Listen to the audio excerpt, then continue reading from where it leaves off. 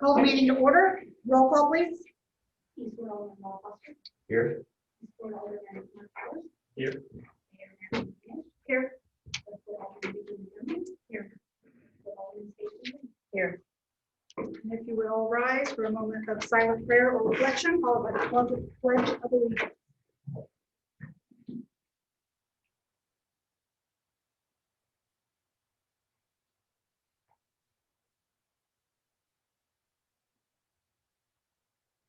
I pledge allegiance to the flag of the United States of America and to the republic for which it stands, one nation, under God, indivisible, with liberty and justice for all.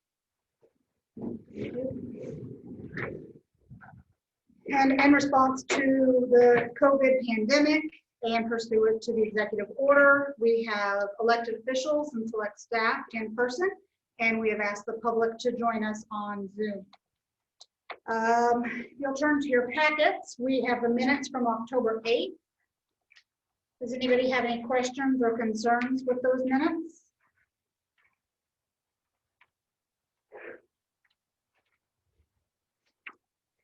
If not, I'll entertain a motion. Move to approve. Second. First and second, all in favor? Aye. All right, moving on to expenditures and financial reports. There was a supplemental item from McGuire Iron, which should be in front of your packets today.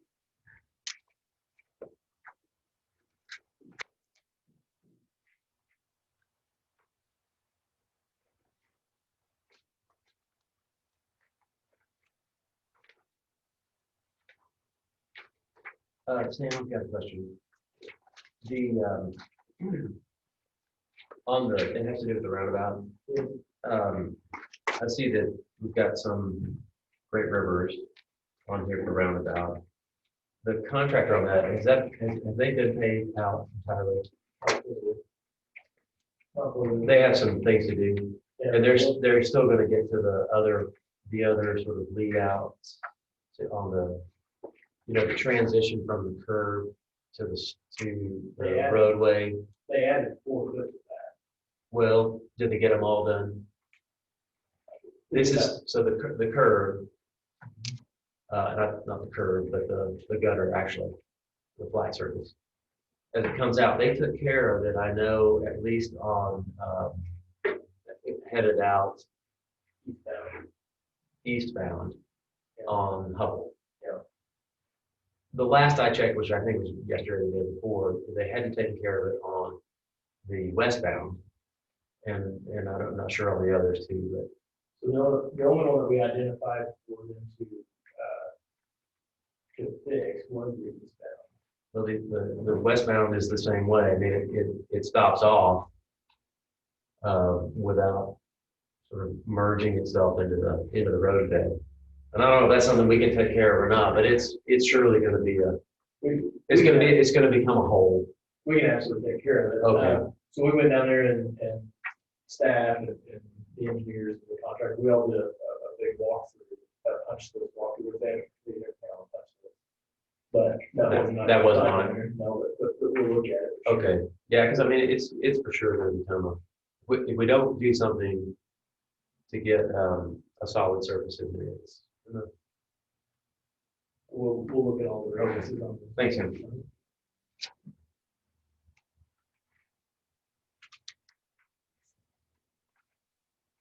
Any other questions or concerns? One more question. The water tower. Yes. There's still ongoing work on that, or? Yes. Okay. Exterior wise, or you? Well, one of the things I noticed that I think it might, and maybe things have changed, so it's really a question. We need to get a red light on top of that, don't we? The electrician's been on site this week, so the aviation lines are Okay, so that's it's in trouble, I'm pretty sure. And so there's still some connection issues down the bottom as far as they've got to connect. There's a difference in contract and that one. So there's still some work. They're on site. Okay. So they're still working. Thanks again. Yep.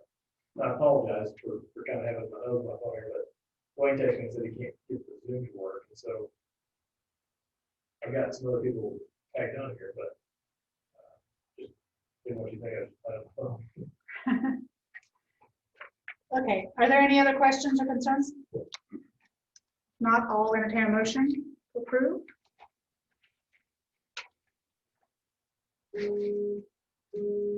So moved. Second. First and second, all in favor? Aye. Okay. Okay.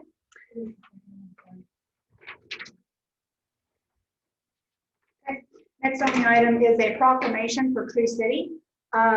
So Arbor Day occurred in April when everybody was in COVID shutdown. And so we are circling back around with an Arbor Day proclamation. We are proclaiming November 7th as Arbor Day here in Marshfield. And I've been asked to read a proclamation and then we'll continue. And I believe Paul is on the line as well. Yes, Paul Johnson and John Skinner is our interim forestry representative as well, because Cindy retired. And so he's in the Joplin area, but he's taking us on until they get a replacement ready to go here. Okay, well, thank you for your service, both of you. I'll read this proclamation. Whereas in 1872, J. Sterling Morton proposed to the Nebraska Board of Agriculture that a special day be set aside for planting of trees. And whereas this holiday called Arbor Day was first observed with the planting of more than 1 million trees in Nebraska. And whereas Arbor Day is now observed throughout the nation and the world. And whereas trees can reduce the erosion of our precious topsoil by wind and water, cut heating and cooling costs, moderate the temperature, clean the air, produce oxygen, and provide habitat for wildlife. And whereas trees are a renewable resource, giving us paper, wood for our homes, fuel for our fires, and countless other wood products. And whereas trees in our city increase property values, enhance the economic vitality of business areas, and beautify our community. And whereas trees, wherever they are planted, are a source of joy. Now, therefore, I, Natalie B. McNish, Mayor of the City of Marshfield, do hereby proclaim November 7th, 2020 as Arbor Day in the City of Marshfield, and I urge all citizens to celebrate Arbor Day and to support efforts to protect our trees and woodlands. Further, I urge all citizens to plant trees to gladden the heart and promote the well-being of this and future generations.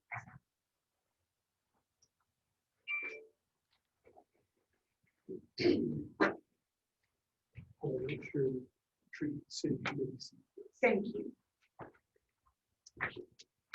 All right. That moves us to unfinished business. So we have a COVID-19 report. Nope, I think I skipped, didn't I? I did. I'm going to back up real quick. I skipped departmental reports. You have a report from Julie on online credit card and ACH users, a report from the fire department as well. And then I have also asked Mark to present just a small update on some of the things that are going on in parks, specifically with the changes to the safe room that we approved just a couple weeks ago. Yes, before I hit the safe room, just real quick, we're finishing up on adult softball. We over maxed out on teams this year for that. We had 9 teams participate in that fall event, which was great. And we are midway through our soccer season. We had 237 people register for our soccer season this year, so that's going very well too. As far as the FEMA building programming for parks, that's going well. Diana has several instructors already lined out who have agreed to come teach various classes. One of them is a Zoom class, and another one is, it's called Hound, and they use drumsticks and things like that. Kind of trendy, kind of on the cutting edge classes there. And we're excited to get that underway and get people up there and start programming. We're going to start with group exercise classes at first and get things going there. And then we're going to add some classes for our senior adults who can come during the daytime. That's off-peak hours there. And we've got instructors lined up for that. to do an arthritis class and maybe a silver sneakers class there as well. And then we hope to move into some one-time classes or some class time offerings, like some art classes, possibly discuss with the programming subcommittee of the park board or women's self-defense class, and like babysitting classes, first aid classes, things of that nature as well. So we're definitely going to utilize that space. It's going to be great because that will take us for sure, because it's an enclosed environment, into 12-month programming. We'll be programming that building 12 months out of the year, which is exciting. Thank you for that update. And I know it meant a lot to the park board when the board passed the changes to that CSOP plan that allowed this to happen. And I think it'll set the foundation for our parks to be more involved with our community and to be able to transition into that activity center even better than before. So thank you, Mark. Over on the department reports, so it's not really in there, but I do want to, so our street superintendent's here, Brandon's here, and so just give you an update on the squares. All of you have probably seen. It is done. It looks way different that Saturday morning than what it looked Friday night at Friday morning at 4 o'clock in the morning. So still working through just a few minor things to get that thing buttoned up, and just wanted to give you guys just kind of give you guys a little poke there to they worked really hard, and really appreciate they got here about 11 o'clock that night and they went home by 8 o'clock the next morning, and so it was quite a project. And so you'll see an invoice here pretty soon with all the expenditures on it. We've got to get that ready for the county, and so Thank you. Well done. Okay, I'm going to do the COVID report for Michael, and then when Michael is able to come on the call, I told him we'd open up the topic again in case you had any questions for him or concerns that you'd like to speak with him on. But the report was provided in front of you, and there are actually 3 different things that are all COVID this time. You have your normal report from Michael, you have a color chart that's the chart that I've been providing, and then you also have another packet here that is specifically with regard to Halloween. So just a quick summary on Michael's report. The CDC is reporting about 8.3 million cases in the United States and a little over 221,000 deaths in the United States. Currently, we have 1,054 cases total since March in Webster County. 91 of those individuals are actively ill, and 42 of them are in the central region of Webster County. 46 patients have been hospitalized over time, and 947 have recovered. So right now there are a little over 100 people in our area that are quarantined. And Webster County has now had 16 deaths that are related to COVID-19. There are several items listed on the second page. Those that are underlined, Marshfield still ranks #1 for Webster County, which is typical based on our population. COVID appears to still be predominantly community spread. White House report, state of Missouri still is a red zone. However, this week's White House report, I got a copy of it from the health department this week, and they noted that last week we were 7th highest in the state. This week we are 12th. So we have moved in the correct direction. We're not moving very quickly, but we have moved in the correct direction over the last week. October 12th, they did testing here in Webster County.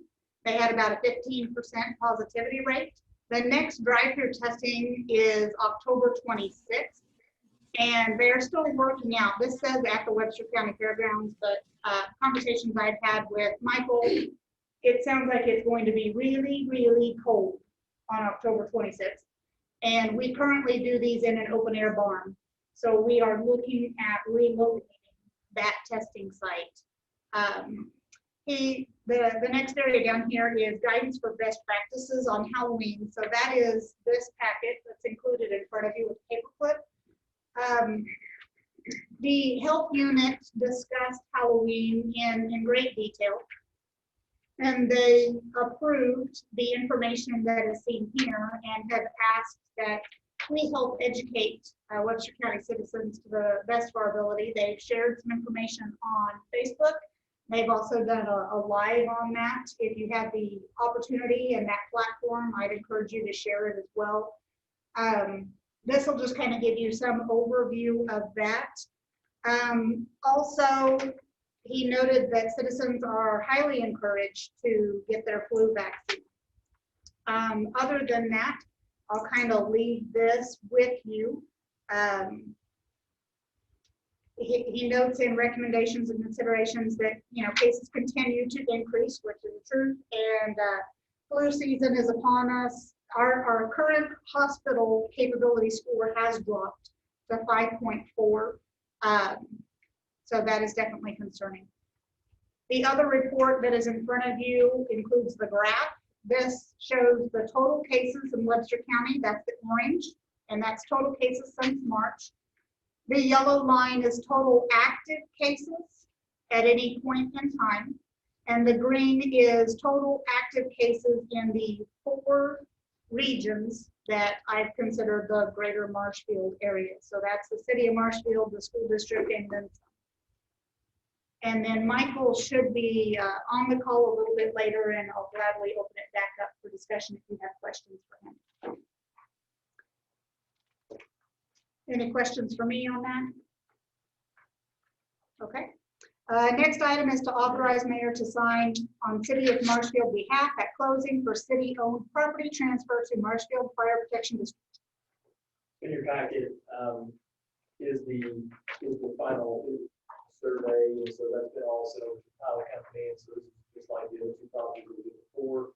What I'm asking for tonight is for you guys to take a roll call vote approving the mayor to sign the closing documents when they're ready. This is the last piece, other than reconciling the payroll. This is the last piece to get everything transferred over. It's all set to be done by November 1st, and so I do expect for this to roll in the next week or so, and so I just asking for you guys to approve that. Okay. You will note that it does have an easement that we talked about in the last meeting, allowing them to own the sewer today.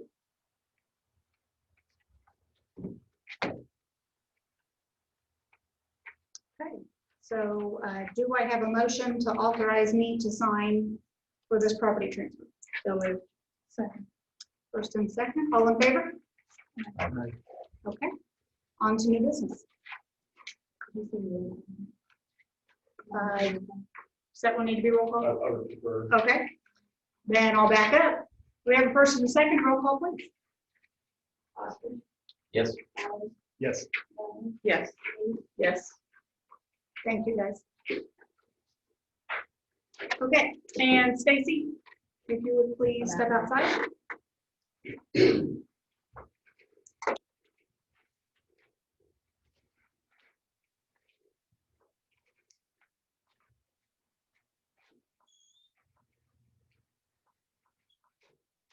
Okay, so these next 2 items, Stacy has a conflict, so we've asked her to remove herself from the room, and we'll go grab her before we get to the next item that she can be a part of. So we have a report from planning and zoning and a couple of replats that we need to go through. Sam, would you like to walk through us through that? That's just fine. I think Stacy's the first one. Oh, Rick's here. Here, Rick just runs through. Absolutely. Let's let Rick run through it. Basically, number 1, or A, the replat of Palm Beach Fair Headwaters Edition.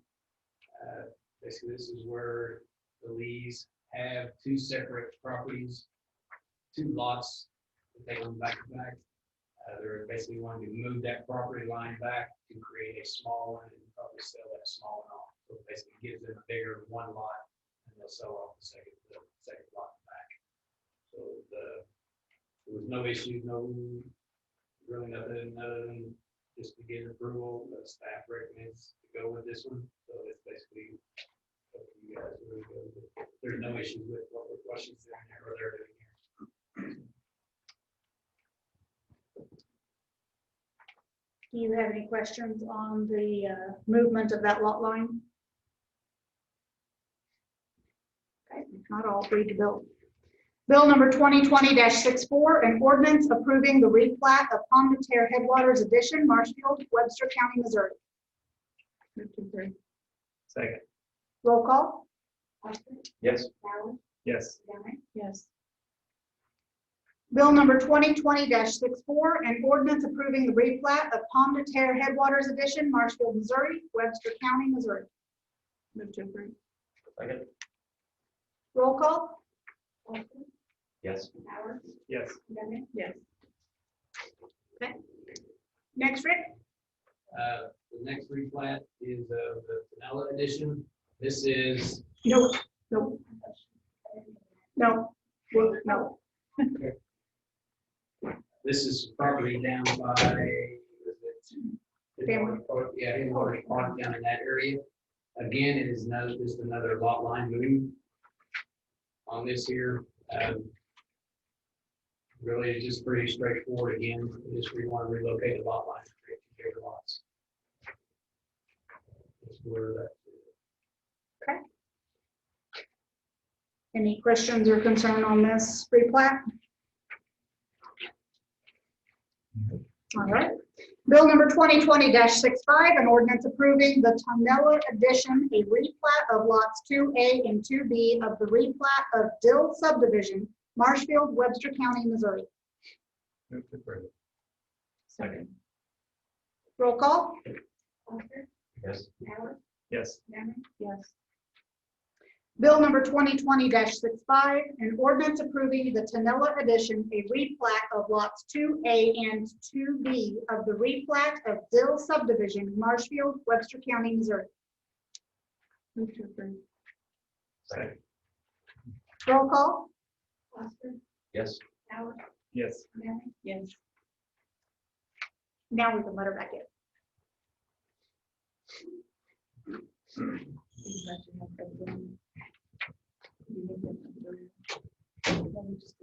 Yeah.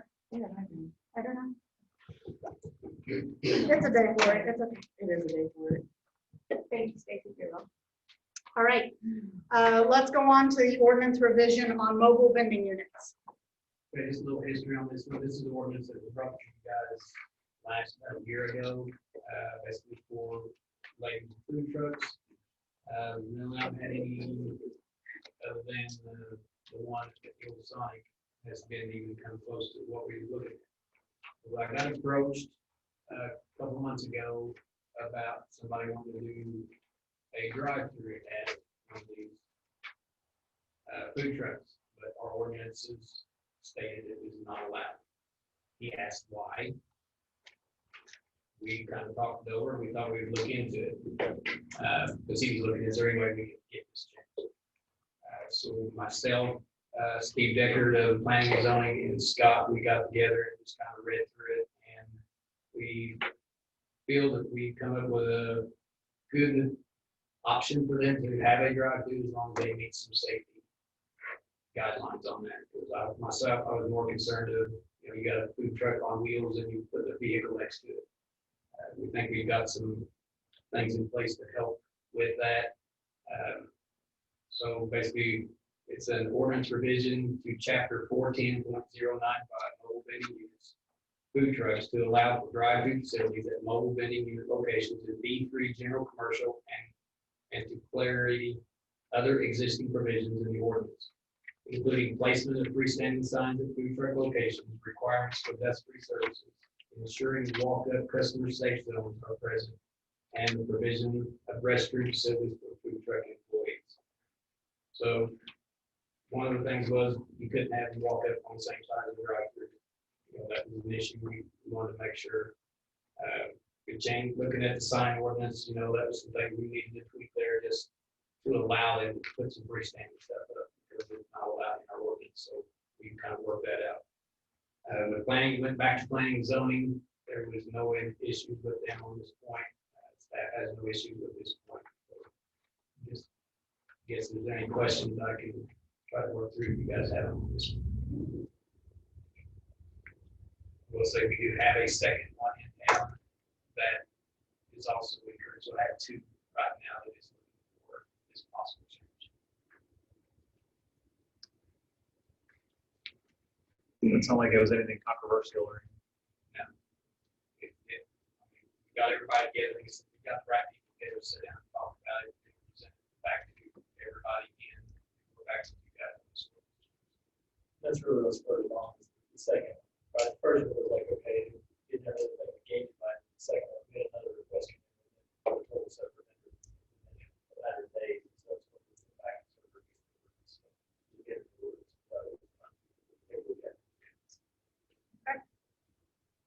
Any questions or concerns on this ordinance revision? If not, I'll read the bill.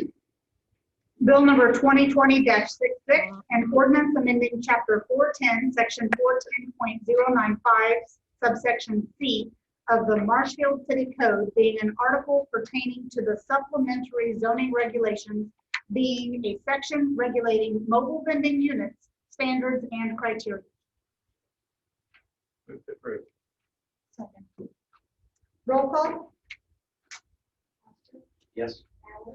Yes. Yes. Okay. Bill number 2020-66, an ordinance amending chapter 410, section 410.095, subsection C of the Marshfield City Code, being an article pertaining to supplementary zoning regulations, being a section regulating mobile vending units, standards, and criteria. Move to approve. Second. Roll call? Yes. Yes. Yes. Yes. Thank you. Next item up is audit services. Monica? Now for a request for proposals for audit services. We do this every 3 years. We only received one bid, which was a Decker D bid that we've been using the last 7 years. For a while. The pricing comparable to what you provided 3 years ago. Actually, for 2020, it is lower than what 2019 was. And then 2021 catches up to what 2019 and 2022 is increased. But it's still comparable to what we do. All things, single audit amount stays the same, which we'll probably have to do this year. So the federal dollars that we're using on the SR program.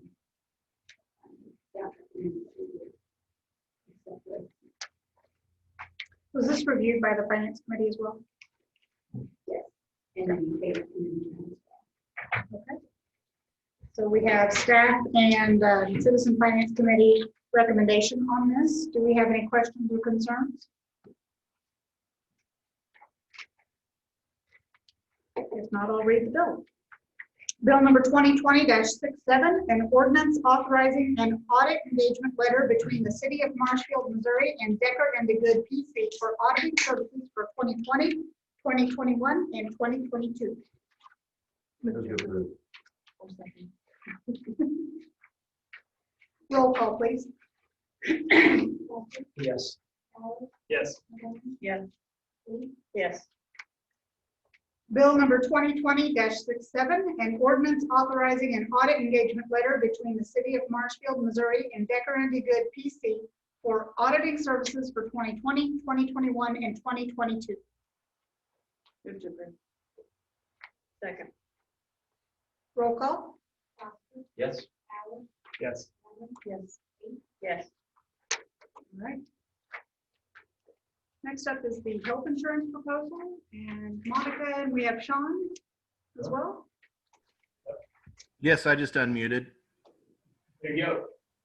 You guys have this sheet right here in your packet. And so, as we described, in the first round of budget, we described that we figured in a 10% increase. And in that time, we just received the actual renewal, which actually came in at 4.9. So the remainder of the budget is come back to see that 4.9 figured into that. But Sean Mayer is he's our insurance broker, and so I asked him to be on here for tonight to kind of go over the spreadsheet with you in case you guys had any questions. For the group. Sean, can you kind of walk us through this? Sure. I'm sorry. I had trouble hearing Sam a little bit, but I can hear you all just fine. Yeah, essentially what we've got is a 4.9% increase. You're still being allowed to take advantage of transitional relief, meaning you're not being forced into an ACA plan. So that this is a good thing. As long as you stick with this family of plans, all of these zero deductible plans, you're fine. Once you were to leave your current plan arrangement, you would never be able to come back to that the way the current laws are written. Kind of the same story. I've been able to attend the meetings the last few years and have really just telling the same story tonight as I have in the past. You did receive a medical loss ratio rebate check that's highlighted on that spreadsheet of just over $36,000. That more than makes up for any increase that you've got coming. And I would say that 4.9% increase. I have a number of January 1st renewals that I work with that are all transitional relief renewals as well. And yours is right at the top with 2 or 3 other accounts that I have with that 4.9% increase. I have some that are seeing 20 to 25% increases, and those are obviously a lot tougher. We're always monitoring the ACA rates from United Healthcare and Cox. Those continue to be significantly higher than your current rate arrangement with Anthem. The other 2 players are Humana and Aetna, and at this time they don't offer any ACA plans. They offer level funded, self-funded plans, but they do not offer those to municipalities or government entities. So those are really the 3 carriers that we work with for cities, small groups, and again, your current Anthem arrangement is really the best option out there for you, as it has been the last several years. Since 2014, basically, we've kind of been kicking the can down the road, being able to take advantage of transitional relief. Okay. A couple of questions, if you don't mind. Sure. Are we permitted to take advantage of one plan for current employees and a different plan for future employees? No, you would need to offer the same medical plan to all employees. Now, as far as your contribution percentages, you can grandfather in your current employees and then draw a line in the sand for anybody hired, say, after January 1st or such and such date, to where there would be a different contribution percentage there. As long as there's consistency with that, you're fine to do that. We did research that. Okay, but it is all still one plan, correct? Yes, if you were currently offering 2 different plans, you would be able to continue to offer 2 different plans, but because there's only one plan being offered, they do not allow an additional plan to be added on to that as a second option. Okay. And do you know anything about if we had part-time employees that wanted to take advantage of a health insurance benefit, would they also be a different contribution percentage? It's pretty definitive per federal law that the definition of a full-time employee is 30 or more hours per week, and really those are the only people eligible to be on your health plan. Okay. Any other questions from the board on the health insurance? Okay. And for budgeting purpose, I imagine you'd like us to select one of these tonight and vote on it? Yes, in fact, we need to, the renewal. Sean, when is the renewal due by? Renewal is January 1st. If you choose to stay with the same plan, there are no signatures that I'm required to obtain. If you went to one of the other options on that page, then I would have to have that signed and turned in. I'd like to do the absolute drop deadline is 12/15, but 12/1 would be best if you were to do a plan change. Okay. Any discussion on the board? The main item that seems to change is the out-of-pocket maximum. on these plans and the co-insurance. Other than that, it seems to be fairly similar all the way through. And this year's budget does not include a COLA increase for most employees. And the savings on the others are, I don't think would make up for the out-of-pocket savings on the current plan. I agree. I'm going to stay with that. Okay, I have a motion. Second. I have a second. All in favor? Aye. Is that unanimous? Yes. Wasn't looking up. I said yes. All right, Thank you all very much. Thank you. thank you. I appreciate it. Okay, November and December meeting dates. So Sam, you want to kind of walk through this? Yeah, so, so it's not been, very difficult for in November and in December to try to combine those meetings with the holidays. So if we were gonna do that, we would typically move the last meeting I have towards the middle of the month. So we'd be looking at 19th, I believe. Due to the budget calendar, we were set to kind of go through those every 2 weeks. So it kind of pushed the necessity or urgency to have one on the 5th and then the 19th. The two budgets that are set to be reviewed on the 5th are the cemetery and transportation fund.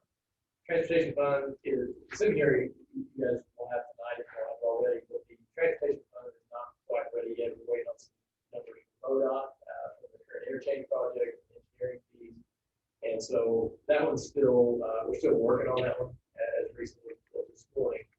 And so the cemetery, it will go to the cemetery board next Tuesday night, and so that one will probably be vetted to the cemetery board, and so they'll have an extra set of eyes and their stamp on it.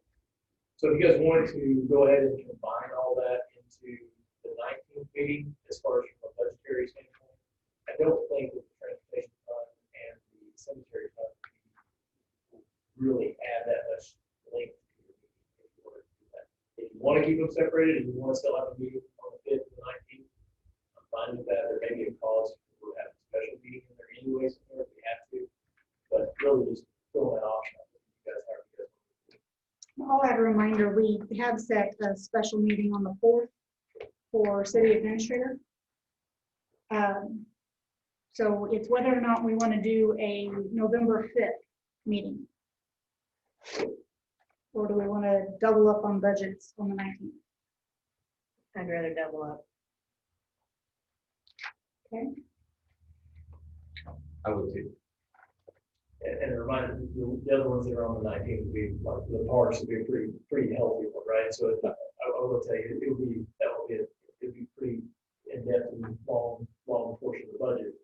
But these other ones really, I don't feel like they're going to add. I think it'll be There's really not much new information on them. Did you mention rolling the time back to 6:30 on that? I did an email, yeah, if we're gonna do Because that, I that did would be a put bad the idea. time change and everything, no time change. We could all pull that It's off. up to you guys, whether you wanna move it up. So do or the- where it's at. 19th at 6:30? Could you do that, Rob? Okay. 19th at 6:30. And for now, no regular session meeting other than that date will take place in November. December? I'll be honest, my primary focus is on. Okay, so our scheduled meetings are the 10th and the 24th. Yes. I recommend holding a meeting, the 3rd, which I may not be here for, but the 3rd and the 17th. Unless we have the budget passed on the 3rd, I think we need 2 meetings. We'll be fine tuning, looking at things in cumulative that month. We'll So be the done with 17th would be department. held in reserve if we needed for budget. And so therefore, if we accomplish the budget, we could fix. We could probably mix it. Yeah, there may be some. Try to schedule. If we think that, yeah, if we think Items. we're gonna do that, we probably want to have some, a little bit of an allowance in there to keep their pay current, right? Right. It's pretty long stretch, but we'll know more about that by the time we get So for now, can we set the 3rd and the 17th? Mhm. And keep those at 7:30? Or back them up to 6:30? Would they be expected to be long? Any reason to go an hour earlier? We'll be looking at the budget in total. So maybe the 3rd, but not the 17th? Okay. So December 3rd at 6:30 and December 17th tentative at 7:30.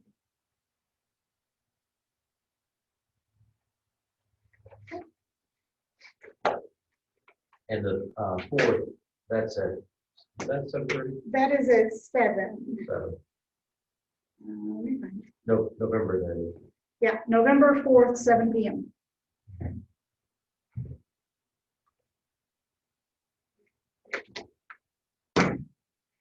All right. Next item that we have on here is an emergency item. So I'll provide a little bit of background and then I'll let staff take over from there. Back in August, I want to say, the Marshfield Community Theater came to the park board requesting use of the rock building there at Ellis. It's the Ellis O. Jackson building? Yes. Okay, the Ellis O. Jackson building there on Ellis O. Jackson Park. And they negotiated terms. They wanted to put in their haunted house this year. And they negotiated terms and talked through COVID protocol and this and that, and came up with an agreement that was signed. Marshfield Community Theater has gone forward in working with the community actors that are in that. They have built their sets. They've worked in the building all month, pretty much, Most of the month, yes. most of the month. And they're set to open tomorrow. Yes. Okay. So at 11 o'clock today, I was on the phone with Michael talking about COVID and the discussion of the October 26th weather and them doing testing came up. And he had mentioned, well, he'd love to use that building, but he'd since learned that the theater was utilizing that space. And through conversation, the topic of fire inspection came up. So I recommended Michael reach out to Sam and Mark, and they kind of took it from there. We had additional conversation throughout the day, but I'll let Michael and Mark and Rick and Sam kind of take over from there.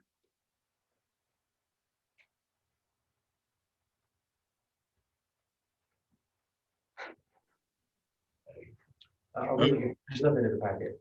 There's nothing on the packet. This is an emergency item added at 4 o'clock today. Michael, are you there? I am.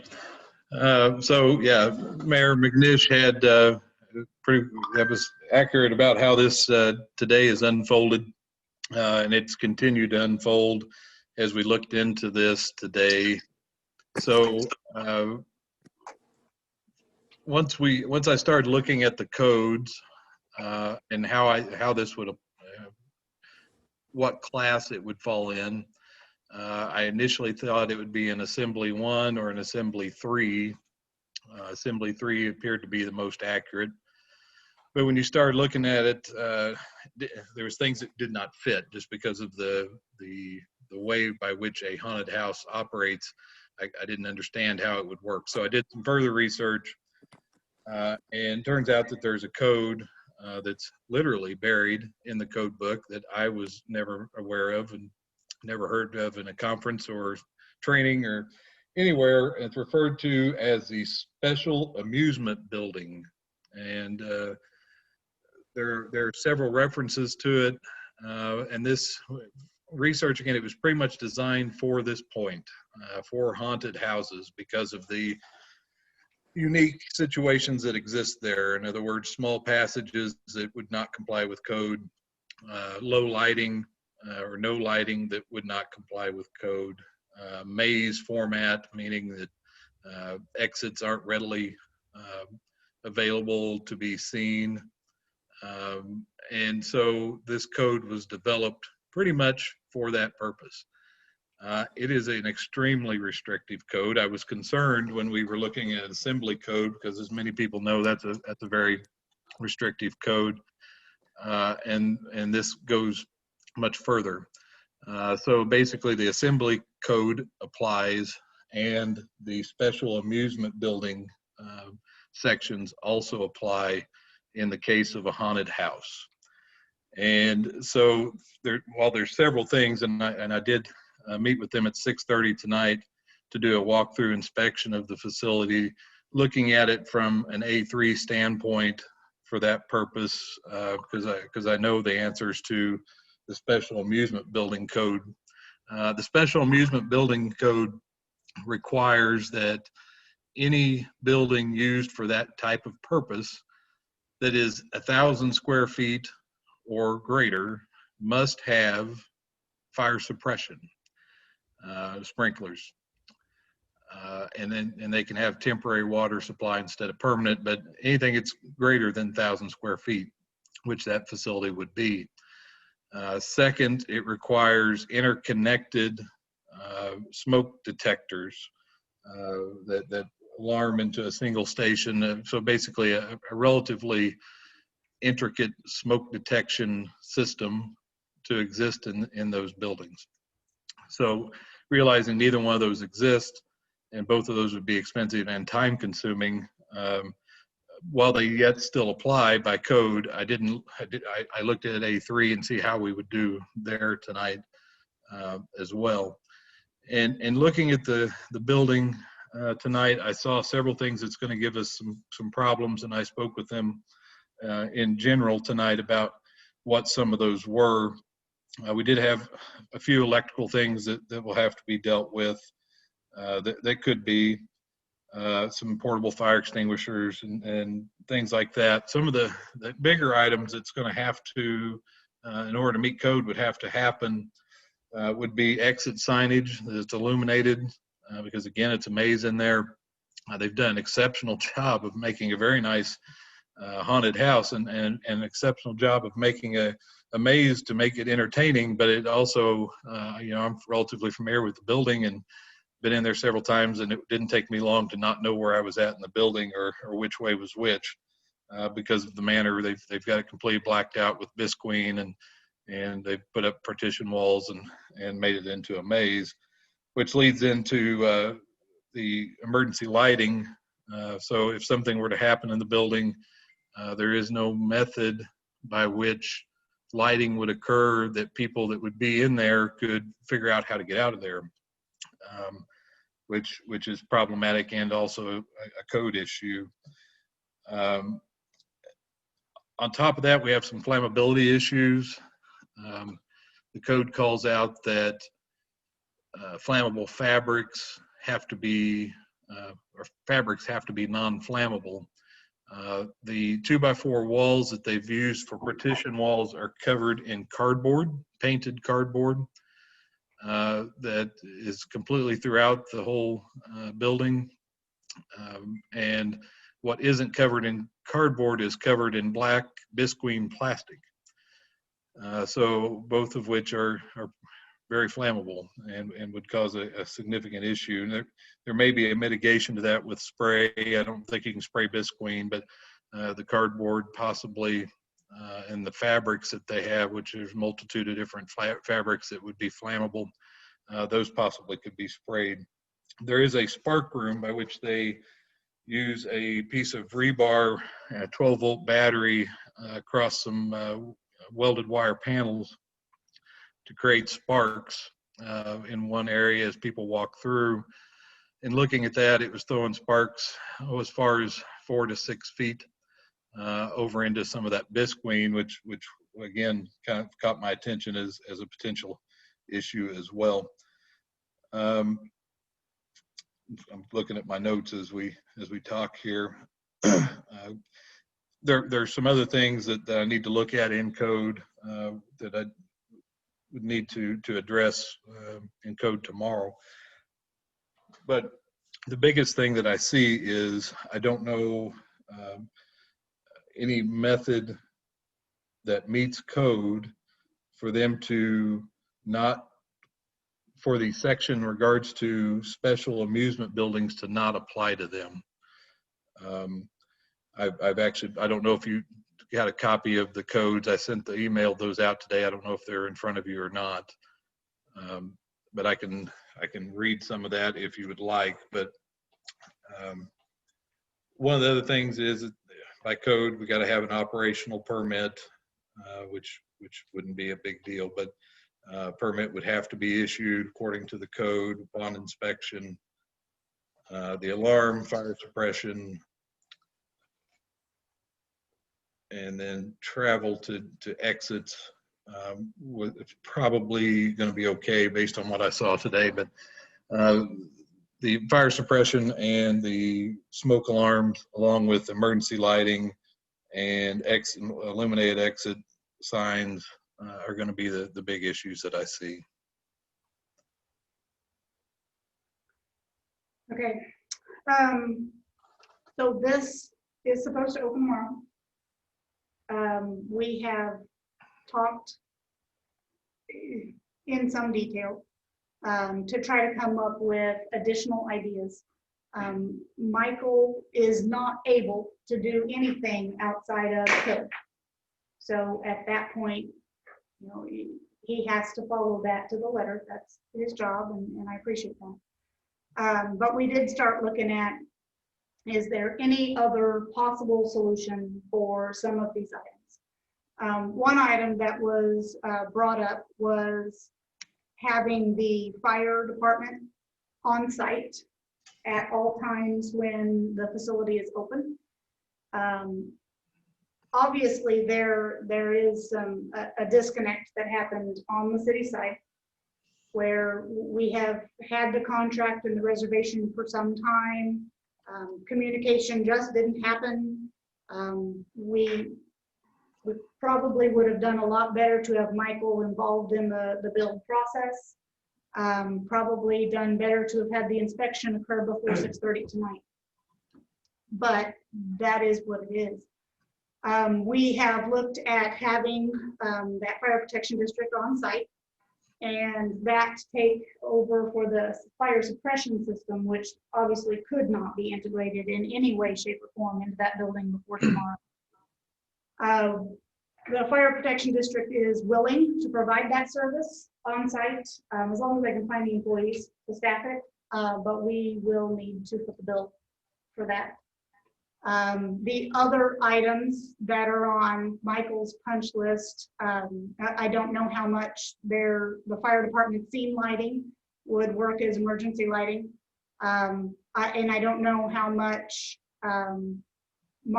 the community theater is willing to do those items which are flammable, or change those items which are flammable or creating sparks. But that is the discussion that all of this literally materialized about 4 o'clock today. And that's why it's been put here as an emergency item. It is our building on our land. And when we entered the contract, we did know they were going to do a haunted house. So obviously we did or did not know? We did. They came to us with that specific purpose. So we did know that was the intended purpose of the rental. Obviously, they're out expense of setting this up, the time that they've involved in this, and they were looking for revenue that would be brought in from this. And likewise, we've also scheduled food vendors, food trucks. We're going to park there at Ellis Jackson on the nights of the haunted house as well. How many nights is it? 5? 5 nights, yes. The big concern, I mean, there's several, but the way that it's constructed with the cardboard and bisqueen, if we had a fire in there, whatever likelihood that is, it will advance extremely quickly, just because of that type of material. It's basically kindling, so it is a concern. Yeah. So, if everything goes right, it's a fun night, and everything is great. It's great for the community. If something goes wrong, it's a death trap. It's a horrendous situation. So, I mean, we're in this right now. So what we are what are the options that can be accepted? It's kind of hard to.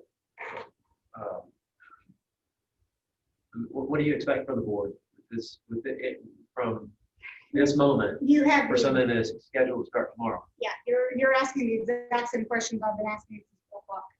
And just because it's a hard decision doesn't mean somebody doesn't need to make a hard decision. This sounds like a terrible circumstance. So. But if it led to death, and Yes. particularly, I mean, especially of that nature. At 4 o'clock, before Michael had done the walkthrough at 6:30, we knew of the two things that weren't going to be possible in this building, the interconnected smoke alarms and the fire suppression system. We knew those didn't exist. And so we were looking for ways that we could mitigate those two factors. And that's when having the fire department on site came up. If we added battery operated smoke alarms and had them on site, and that would, in a sense, help mitigate those two factors. I am learning of the rest of the punch list at the same time. So we do, I believe, have members of Marshfield Community Theater on the call. If any of you would like to speak, feel free to enter your name into the chat, and Sam will unmute you so that you can communicate with the board about the other concerns that have been brought up. Hey, Michael, outside of, we're waiting to see if any of those chime in, outside of the fire suppression and the smoke alarms, I mean, how much of that is achievable by tomorrow night? So, I mean, that would be dependent on, the ability for MCT to be able to fund those items, emergency lighting. To make the emergency lighting work properly, I think at least the bisqueen that's covering this, acting as a ceiling, would have to be removed. I don't see any method by which emergency lighting would probably work very well otherwise. And then exit signs would have to be installed. They could be installed temporarily by an electrician, where they wouldn't have to be truly wired in. They could be run on a cord as a temporary. I mean, it's achievable, but it would cost money, and that would, I don't know what MCTs, and I don't know what the availability of those materials are here in town or locally. But some of that is achievable, yes. Amber Brand is on here. She's wanting to speak. President. Amber, can you hear me? Yes, I can. Can you hear me okay? I can. The floor is yours. Hi, I'm Amber Brand. I'm the president of Marshfield Community Theater and the producer of The Haunted House. First of all, we just wanted to apologize. The thought of having the inspection for fire was not something that was on our radar. And so I do apologize for taking your time so late in the evening and so close to our opening night. I do appreciate, though, you guys hearing this tonight, because as it's been stated, we are scheduled to open tomorrow night. We did walk through with Michael tonight and looked at all of the concerns that he had, and we are willing to purchase we looked at, and I showed Michael a photo of some lights that are available, I believe at Lowe's, that are emergency lights. They're battery powered that we could install, and also some exit signs for the front and the back main entrances of the building. We're also willing to remove the ceiling from the haunted house. We did discuss poking holes in it to try to keep some of the integrity of the haunted house. But if it comes down to it, we'll remove the entire ceiling so that we're able to perform. We have been working on this since September, at least minimum 3 days a week, some days, some weeks more, and we're a couple $1,000s invested in this. I'm not asking for sympathy on your decision, but we have not had a performance since 2019 because of COVID. So this is kind of our last chance to keep our nonprofit afloat as we go into 2021. With regard to the, it sounds like you have an angle grinder or something that's shooting sparks, and some other flammable materials within the haunted house itself. Have you looked into what you could do to mitigate those factors?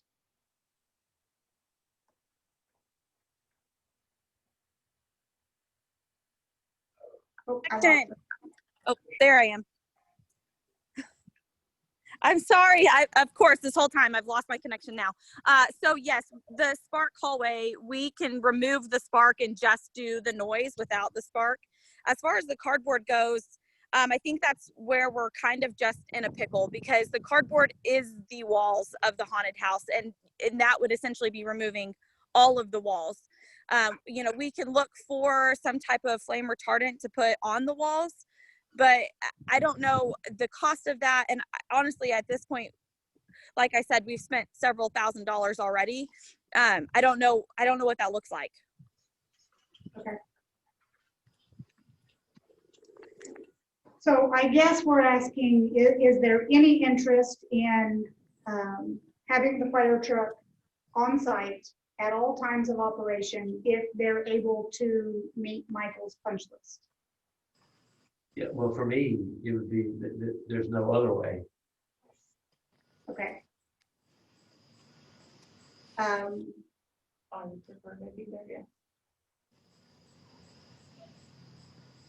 That together with other mitigating factors.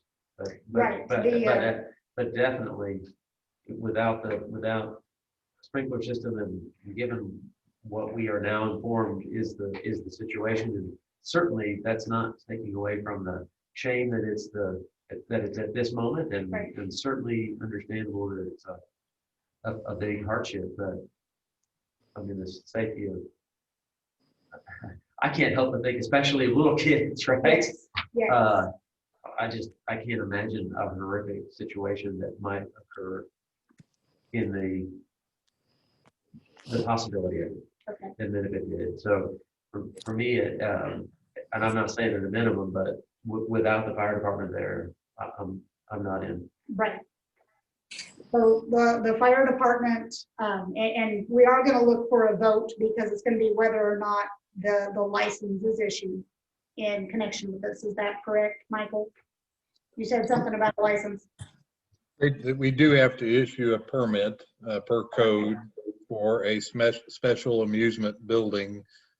And of course, for that permit to be issued, we should verify that they meet code, which is what basically would be being set aside tonight, would be setting aside the code that applies here. Yeah, so we would be adhering to the A3 instead of the special amusements. Is that correct, Michael? That would be correct. Now, one thing that gets complicated is A3 does not require smoke detectors in any form unless there is, I think it's 300 occupants in the building. However, as a fire code official, I would require that those smoke detectors be in place in some fashion. Now, the special amusement building code says they have to be interconnected and central. I'm not sure that that's even possible at this point, but there would, my opinion, my recommendation would be that we had multiple smoke detectors in that facility to give as much warning as possible, because again, you know, there's some sprays out there. I've tested them. They may work fine. I've never used them on cardboard, and whether or not that's even available, I don't know. Sean is also on here. Okay, Shawnee?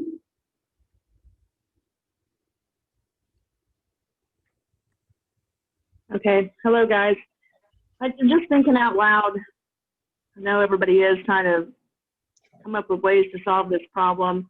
Mike, does several questions here. One, does opening up the building on the front and the back end, like we normally do during the fair, would that change anything from your perspective? That's number one question. Number two, Amber, I think you guys have plans to have a fairly limited number of people going through that building at any given time. Does that change any of the code requirements? Number 3, if we're going to have to pay for the fire department to be there on site, having them strategically placed in the building, literally with fire extinguisher equipment ready, does that change anything for us? Number 4, I'm sorry, Amber, you're not even want to hear me say this, is moving it to the open pavilion where we normally have booth stands and barbecue. Is that an option to consider at all? And number 5, could we open up some of the maze in the haunted house, providing a little better egress and out of the building? Granted, I recognize that kind of takes away a little bit of the feeling of it, but does that solve any of our safety concerns? Sorry to throw all of that out there. That's just kind of the thoughts that was going through my head as we're listening to people talk.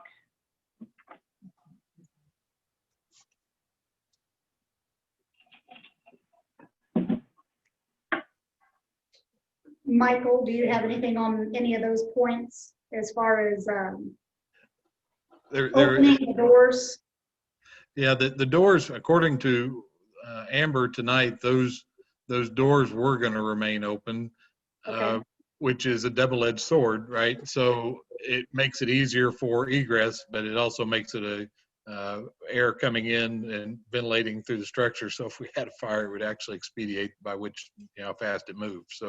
So it makes it a little easier to get out, but will help it burn a whole lot faster. So yeah, it's a double-edged sword. Amber's back on here as well. Okay. And Shawnee, I apologize. I know you had several points, but I don't remember what the next one was. Oh, the number of people. The number of people at a time. Yeah, I know they're limiting it to 8 in there at a time, but the reality is they're going to have 31 employees or workers in there at a time.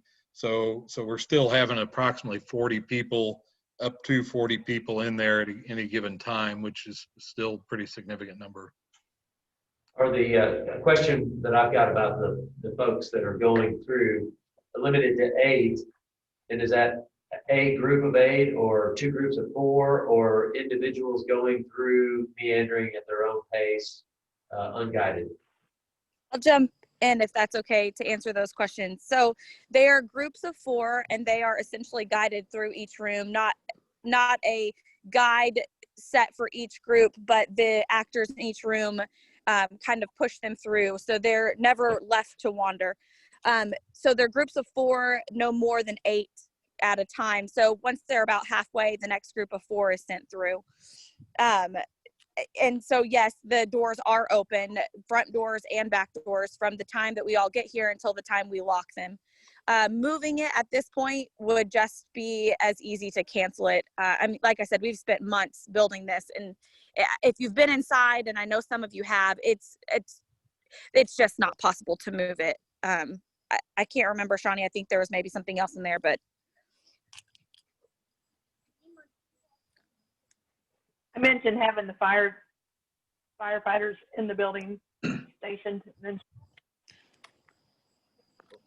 Yeah, so from my perspective, I see your point, but I would want them to where we could make a rapid entry and attack if we had a fire. If I had them scattered, that's just going to delay the time.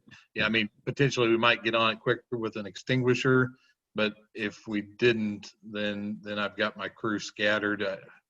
I don't know if I'm not sure about that. Just the way that maze is laid out, there's points where you actually have to crawl through things to get to areas or know where the employee flaps are to go around. And I don't feel that having them in there would be that great of an advantage. Okay. Go ahead. Can I offer some suggestions to consider? Yes, please.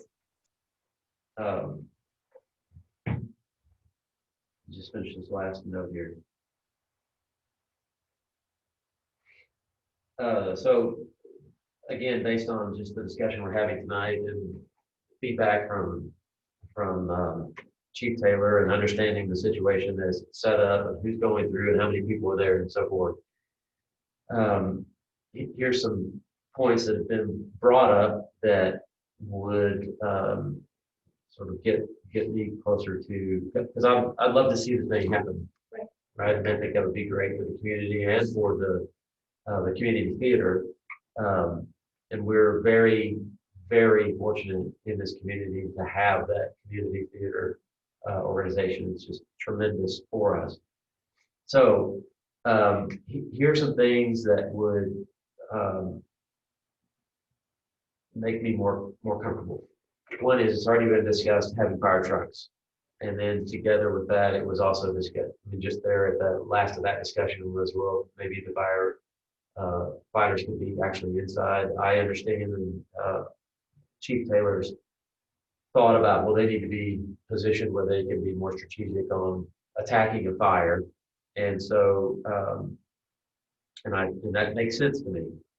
And so for me, with those two things, I would be more comfortable moving forward if of course we have fire trucks and firefighters on site during any time during the operation, and that the fire extinguishers would be there and the staff would be instructed on location and how to properly use those, so that they can be doing the first line of defense where there is a fire breakout, but the fire department could be doing their more routine approach and attack.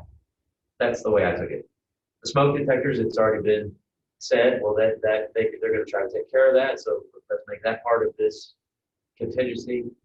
No sparks and flames come up, and they've agreed. So let's make that a contingent. No sparks, no flame at all. And then, you know,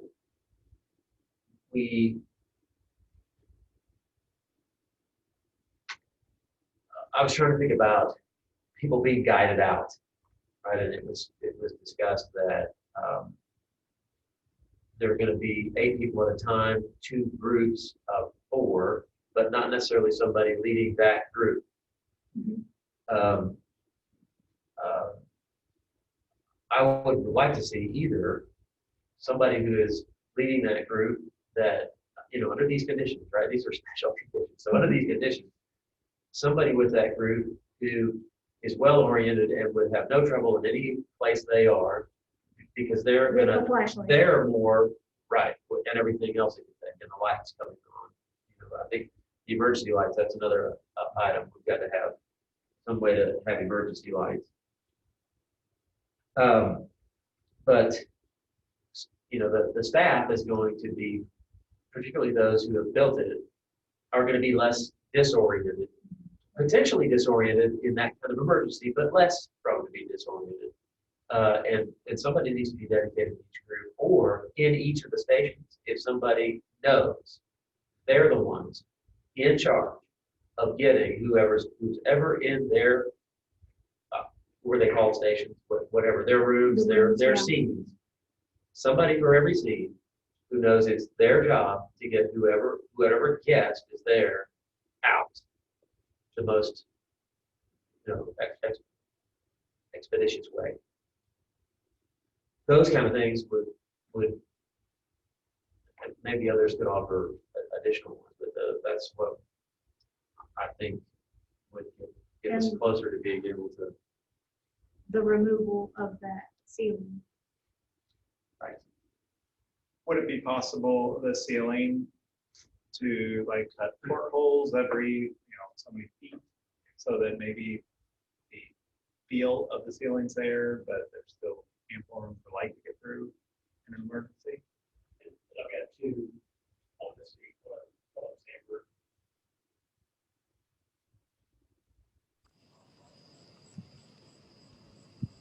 Amber, you there? Yes, I'm here. Okay. I wanted to add real quick after Rob was mentioning those things. So we do have fire extinguishers throughout the haunted house. We have them strategically placed at the front, the back, and central of the haunted house. And we have more on the way that will arrive tomorrow. They're specific to all types of fires. I don't really know a lot of details about that, but I know we have at least 4 more larger sized extinguishers coming. In addition to that, I did say we don't have guides specifically, but in every room of the haunted house or every room adjacent, which to me is a room that is connected by an opening, there is at least one adult, and every single actor knows the exits to the haunted house, both through the haunt and the hidden exits that we have. So that being said, on Sunday night when we had our run through, we talked with our cast about potential, if there's a fire, this is what you do. And I feel very confident that between the adults that we have stationed, like I said, there is an adult in at least every room or room adjacent where there is a door that just separates an opening. We have adults that are ready and know how to get the kids through the haunted house, or guests for that matter, if they are disoriented or confused about where they're at. And I've got another one from, White. Actually, Jonathan White. Okay. Yes. Hi, can you guys hear me? Yes. Okay, perfect. Thank you. And Rob, you know me. I've worked for you before. How are you? And I know you're a firefighter retired. Yeah, exactly. Yes, and the codes, yes, I do know there's some issues there. However, I talked to Chief Taylor tonight about some more fire extinguishers that are coming. We also have ability of, it's a certain type of fire extinguisher in 2.5 gallon containers. It's a pump type. It's a pressure extinguisher type that is called, I believe it's called Cold Fire. I'm not 100% sure on that. Basically what it is it's designed for any type of material that's out there, even magnesium. And magnesium is very bad stuff. As far as fire extinguisher training, I've got significant training in fire extinguisher. I am also one of the producers of the house. I have been there 4 days a week for a month and a half now. I'm very well of the fire dangers. I personally have been involved in some fire incidents myself throughout my career. Yes, I want people to stay safe, but I also want them to have a good time. And I am also at the exit of the building as one of the scares, but I know the layout like the back of my hand. Of course, we all know how that works when smoke conditions and stuff comes around. But we have a straight through shot from one end of the other with emergency, what we call chicken doors. The training is there for people. I would be more than happy to give them any type of fire extinguisher training they need. I will supervise any of that stuff. Hey, if the city would give me turnout gear, I'd be right there with them. So I just want to let you know that inside there will be experienced people that know how to extinguish fires with fire extinguishers and so forth. That's really, all I have to say. Thank you. Okay, so right now we have that we are entertaining the idea of issuing a permit if we can secure the fire truck and crew, which would be the city's expense. The Marshfield Community Theater will be responsible for getting adequate and plenty fire extinguishers, smoke detectors,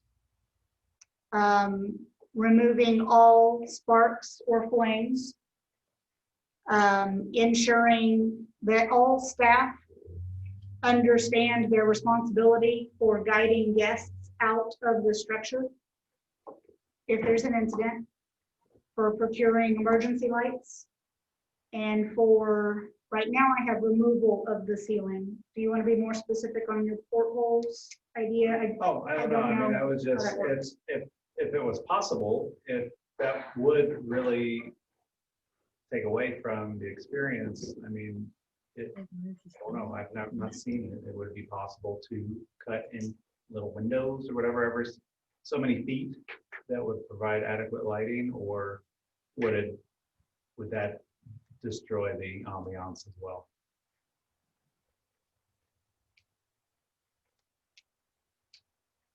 Amber says that they support the whole idea.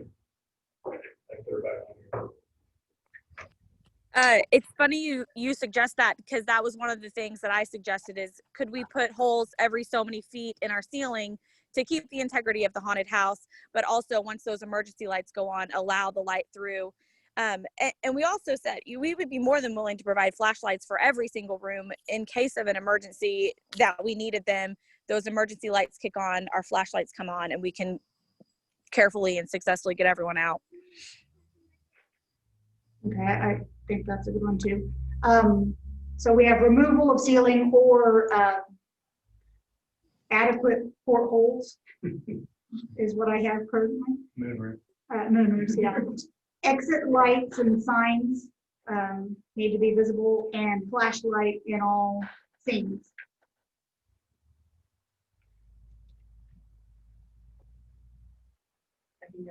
And that leaves the flammable materials still in the structure, but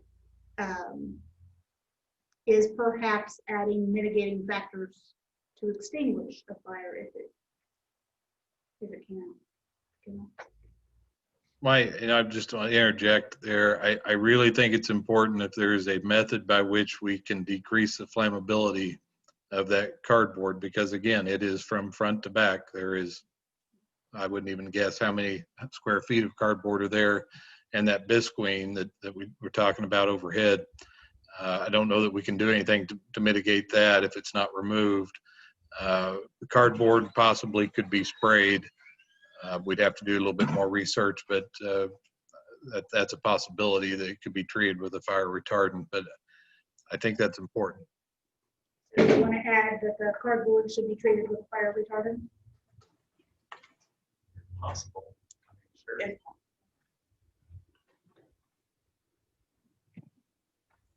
I know nothing about that. I don't. Gonna give everybody lung cancer. It's, I don't know. It's looking me pretty nasty. If I may, I'd like to just put a couple of notes in regarding spraying the cardboard. So just to help paint this picture, literally the entire haunted house, all of the walls are covered in cardboard. So if you could imagine your entire home with extra walls added in, covered, that's what we're talking about. So while I understand and I respect 100% what the chief is saying, I don't know that we could afford to paint or cover in any type of fire retardant. Just a quick Google search is showing it's rather expensive. And in addition to that, we would have to remove all of the props and everything that's been brought in at this point to make that happen. So if that is a stipulation and a checkpoint we would have to make, I just don't know. I don't know what our options are outside of, I don't think it's affordable, and I don't think that we could get everything moved out, paint all of the walls with the retardant, and then move everything back in. And also, I'm not sure what somebody I think said, is that safe? The smell, I don't know what that chemical is like, but that is a concern to me as well, just for the safety of our actors who are breathing that in. I don't think the odor would be a concern. They use it in theatrics quite a bit to treat fabric curtains and so forth. So I'm not concerned about that, but I do understand it would be expensive, yes.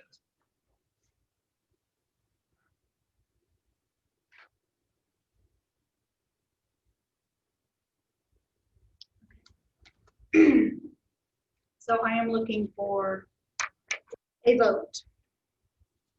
And I'll read this through one more time, and then we can take action on this and move on with everything. I am looking for a motion to allow Marshfield Community Theater a permit to operate the haunted house in the city building, as long as a fire truck and crew are on site during the operations to be paid by the city. Extinguishers are adequate and are placed throughout the haunted house. Smoke detectors are adequate and placed throughout the haunted house. The event emits gets rid of any scene with sparks or flames. All groups of guests who enter are either guided with flashlights or people within the scene are educated on their responsibility to help guests exit in the event of emergency. That emergency lights are installed, that the ceiling, this queen ceiling, is either removed or at a minimum adequate holes are placed into the ceiling so that the emergency lights can do their job. That exit signs, lighted exit signs are added. That there are flashlights in all rooms or scenes. And if possible, the cardboard is treated with a fire retardant. So moved. Second. I have a first and a second. All in favor? Aye.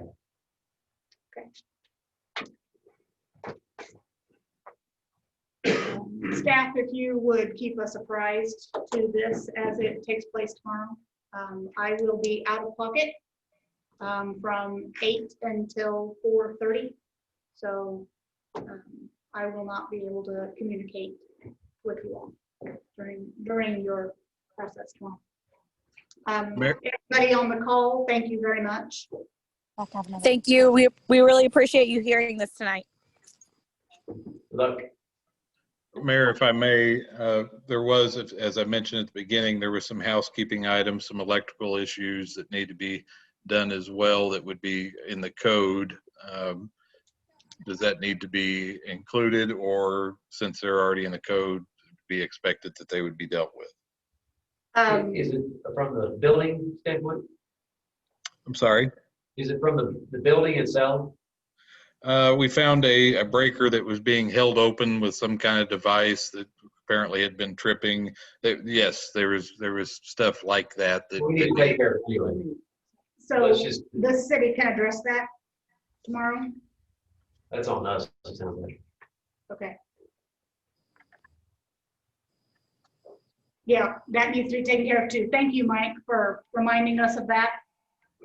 Michael, I think that's just the bare minimum, right? I think you have the authority to enforce anything else that you see when you're on site. I think that's just the board's bare minimum of what the expectations are. And so I think you have the authority to do anything above and beyond that. Okay, very good. Okay. And with that, does anybody need a break, or are we ready to roll into the budget? What we have, Michael, did you have any questions on the COVID? Thank you. Yes. So we'll lose him. Was there any questions tonight on the COVID update? Michael, I kept it very brief, but I hope I didn't miss anything. Very good. Thank you very much for that report. All right, thank you. Let's take 5.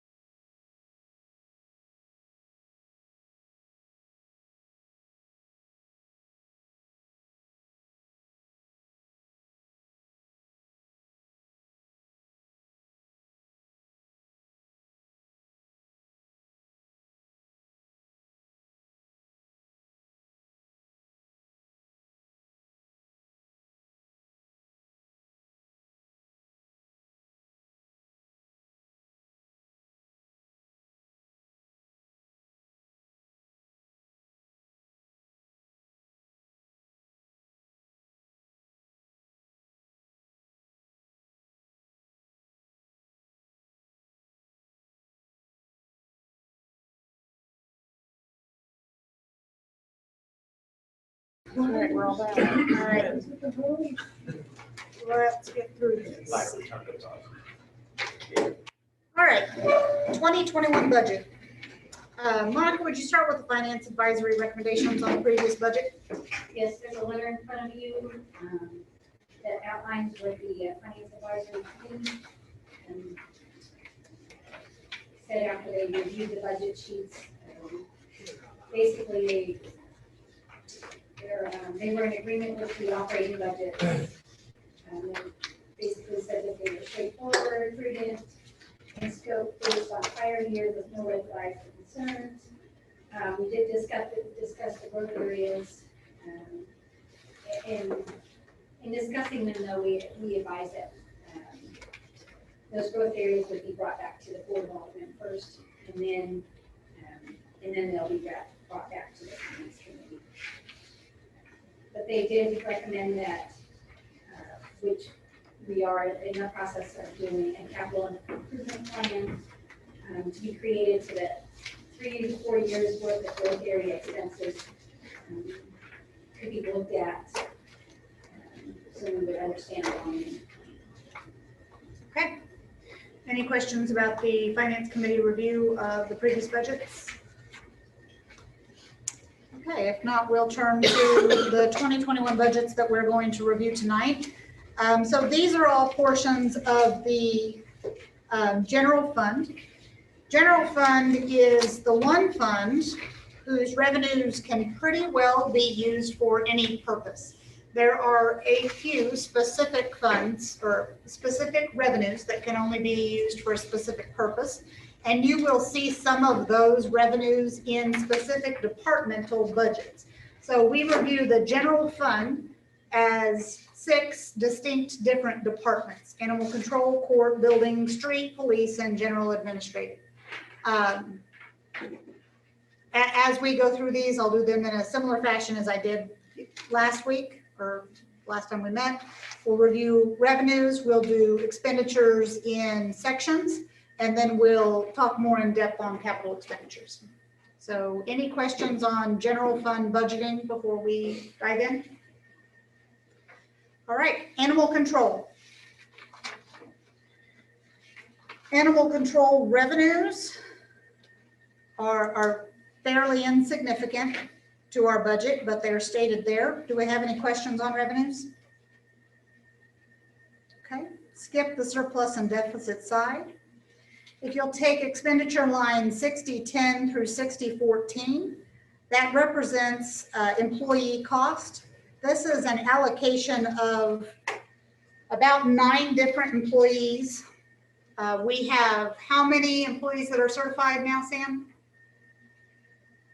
Three. We've got some going back to training next week. Okay, so we have worked to keep a number of our staff from various other departments trained to assist in these type of issues. And when we do that, a small piece of their wages are allocated to this. And if you're interested in seeing the allocation, it's on the second to last page of your packet.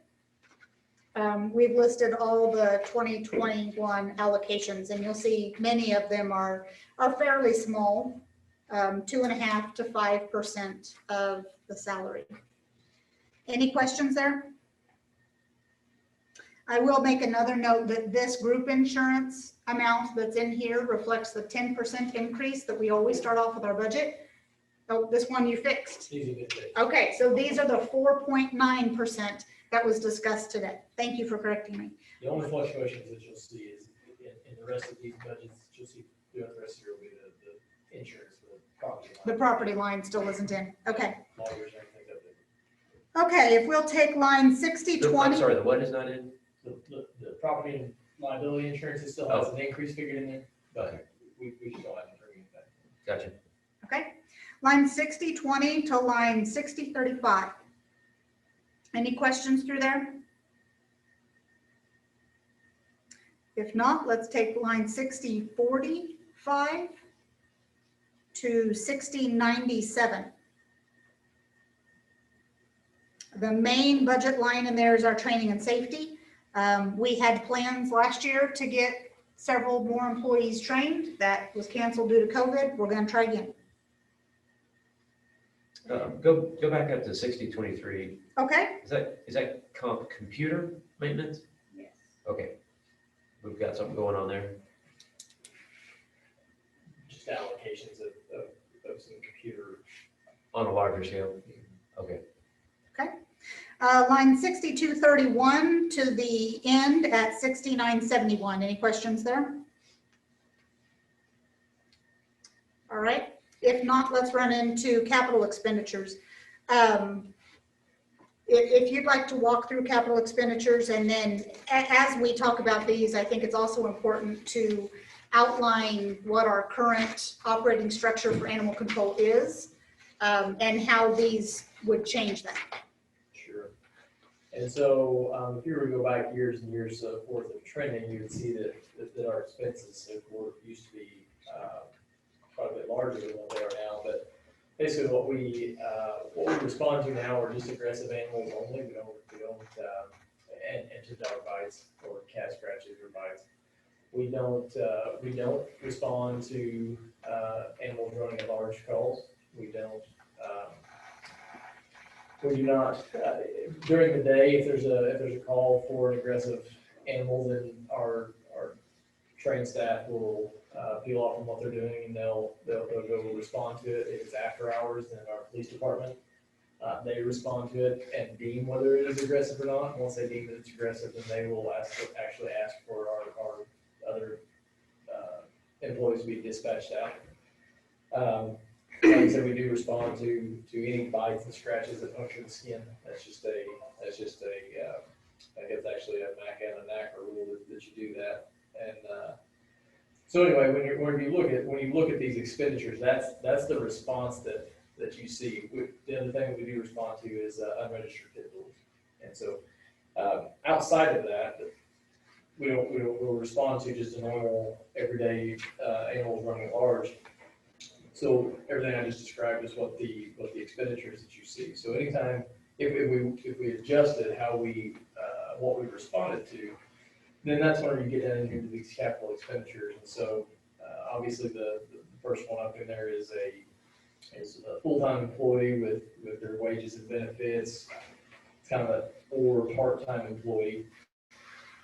Say long-term is something that, depending on how much of that service we want to provide, it really does become a draw at times on the employees, and it pulls them away from other critical things that they're doing today, and it leaves everybody else shorthanded. And it is one of those things. We used to have an animal control officer, but obviously in an effort to reduce the draw from the general fund, we just reduced those services. Replacing the animal control truck, Brandon and I talked just even as recently as today that some of you, I don't know if you guys on here or not, when we bought the actual animal control truck, it's got an animal control box on it. I know you've probably all seen it. The cabin chassis that it sits on is a 89 or 90 model. It had some use on it when we bought it, but the box itself is in really good shape. It's all fiberglass, everything's in really good shape. We really need to see about putting that on a different cabin chassis. So that 20,000 should be, we would not looking at buying a brand new truck for that truck. And so that 20,000 should be on the worst case scenario. I don't think there's any reason to necessarily replace it this year unless we just wanted to. But like I said, these are things coming down the road. If we want to change how we operate and what we respond to, that truck's going to need to be addressed. And then there's just some replacement stuff, and I don't know how dire these are. Brandon, you chime in here if you want to, but the new animal traps, we don't typically set out traps much anymore. There are certain circumstances where we do have to, but they get wear and tear on, and they rust, and they get holes in them, and bend up and this and that. The new animal catching tools and supplies, obviously, they definitely have wear and tear on them, and they are used quite a bit, unfortunately. And so I don't know how pressing those are. We bought brand new ones year before last. But as you can understand, when you have to use them, then they obviously take some abuse. And so they do have a life expectancy. And then kind of the same thing on transport cages for animals. Like I said, we do transport them in those trucks, but because the guys sometimes they're out on other jobs, there are some trucks, you probably notice they have some dog cages in the back. And so they get broken down over time as well. And so that's just some replacement parts for that. Don't think we're necessarily really looking to spend any of that in 2021. But I think you guys need to be aware that those are costs beyond or just in their regular operating budget. So you guys you don't expect to hire a full-time employee next year? Not in this budget. Not unless we wanted to change the amount of services, the level of service that we're providing. I think there are two things that I've received the most phone calls about would be animal control and limb pickup this year. Those are the two things that I have met more residents of our city who were upset of one of those two topics. So it is definitely something that our citizens, I think, are interested in, is seeing us increase these services. But I don't know, and it doesn't sound like staff are ready to make that move as of yet. Animal control is it's a challenge to staff because not typical hours, right? And so then just hiring one full-time person, unless you put them to salary and they just work when they get calls, I mean, it never fails. If you plan for calls, you won't get any calls. And so if they don't have any, they can work in other departments until they're needed to work in animal control calls. And so how do you program that out? And so years ago when we had an animal control officer, I mean, they worked part-time in the parks, but I will tell you, I mean, it did contribute to comp time, quite a bit of it, because of the nature of it. Right. And so then if you hire that full-time person and we still have our other crews that are getting trained in it, then where does that end? And, they overlap. And so it is a challenge. So for this year, we're not really, we're not requesting another position for that, but just let you know that if you want to become more aggressive with it, that's really what's going to take. I do see a need for it in the future. Just in my neighborhood alone, a few years ago, we had one neighbor that would let their dog run. Dog was friendly, nobody had any problems with it. New neighbor moves in with 3 dogs, sees the other one neighbor's dog running loose. Oh, my dogs can run loose. Dogs are nice as can be, but one's a German Shepherd, looks kind of vicious. People, but if you approach the dog, he's as sweet as can be. So next neighbor moves in, has a second German Shepherd. Oh, apparently dogs can run loose in this neighborhood. I'm going to let my dog run loose. So right now we have at least 10 dogs in a block, dogs running loose. And I will say, if we know where the dogs belong and we get multiple calls on them and we physically know where they belong, and then, we'll go and talk to the property owner or the animal owner. And then obviously if it continues, doesn't mean we automatically pick them up, but I mean, it's not uncommon for Doberman to issue citations for animals running at large. But it's not something we do daily. We don't break off the other jobs to do that. But I'm just thinking, if it's my neighborhood, how many other neighborhoods are dealing with that same exact thing? Hey, we've been wanting a dog park. We just. Hey, put one right across the street. I'm totally cool with one across the street. Well, boarding then also becomes an issue, which I'm sure it already is, with the low amount of pickups that we're doing now. Well, that's the only reason that the expenditures are as low as they are. I mean, it's not just wages, but I mean, if you went back, several years ago, I mean, we were spending $20,000 plus worth of boarding fees. And you just don't see that. If I could add something, so like when I first started, we just sent out one person to do, animal control. There's been times, Sam can testify that now we send out 2 just because of the safety. I mean, I got a hold of a dog, one time. It's just, so you actually take away 2 people at a time. And right. I'm a 3-man crew of the street department, so that takes away. That's your crew. My crew. You stop for the time being. We just made an internal policy where they don't respond, just like shutting water off or something. We just, for safety and reliability, we require two people to be there, and that's just the way that it is. And so it is a pretty big draw. But that's all the more reason we have started training multiple people. So it doesn't rely, we used to rely on one person, and that became an issue. And so we don't do that anymore. Any other comments on the animal control budget? If not, let's turn to municipal court.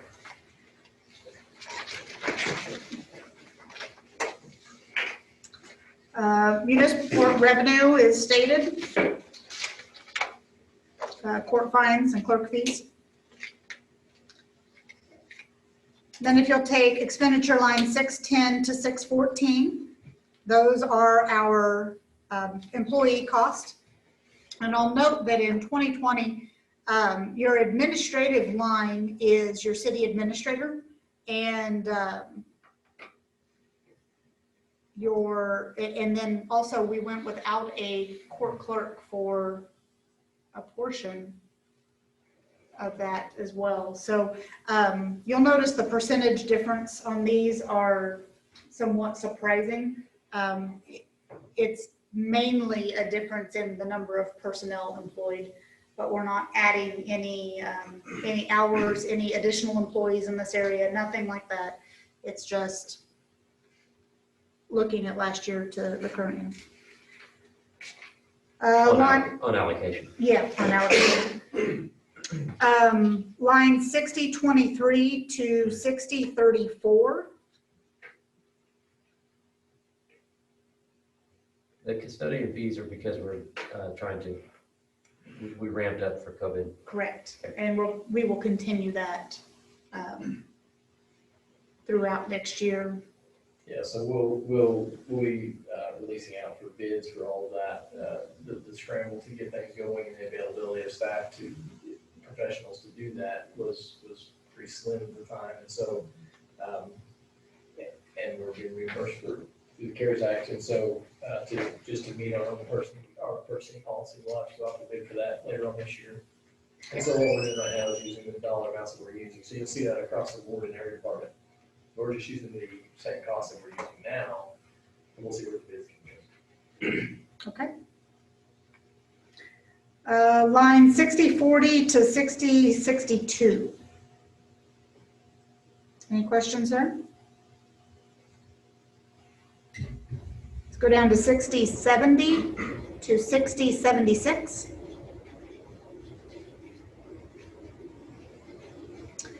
And let's take to the bottom of the page. I will note on this, there are no expenditures in capital improvements. However, conversations between myself and staff, you're going to see later on that there is a roof replacement, or is it repair? There's a roof repair in growth areas on Police and Street, I believe is where we'll find it. We will further that allocation to be general administrative and court as well, because that building also serves the court, and that building serves as our record retention area. So we will be changing those allocations, and there will be a capital allocation put in here the next time you see that budget. And it's for the roof. I think we figured it'll be $10,250 for each one of the 4 departments. All 4 of those departments are general fund departments, so basically it's $21,000 out of the general fund budget.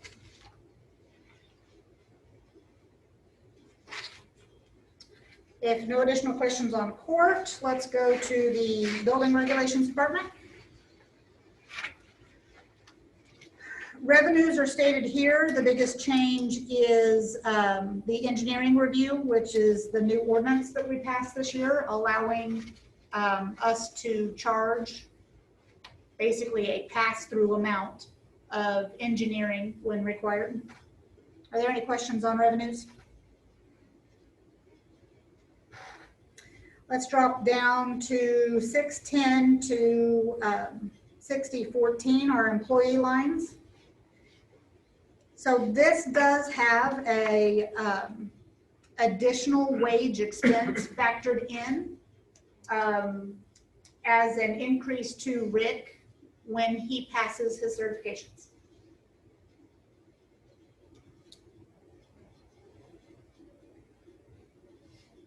Are there any questions on those lines? Just as a refresher, you had to go a level above for you to get it certified. Are you going to be 15? 15. Okay. I thought that's right, but I didn't know how it settled. Okay. Let's take line 6020 to 6034. Any questions there? The biggest change again are those pass-through engineering fees.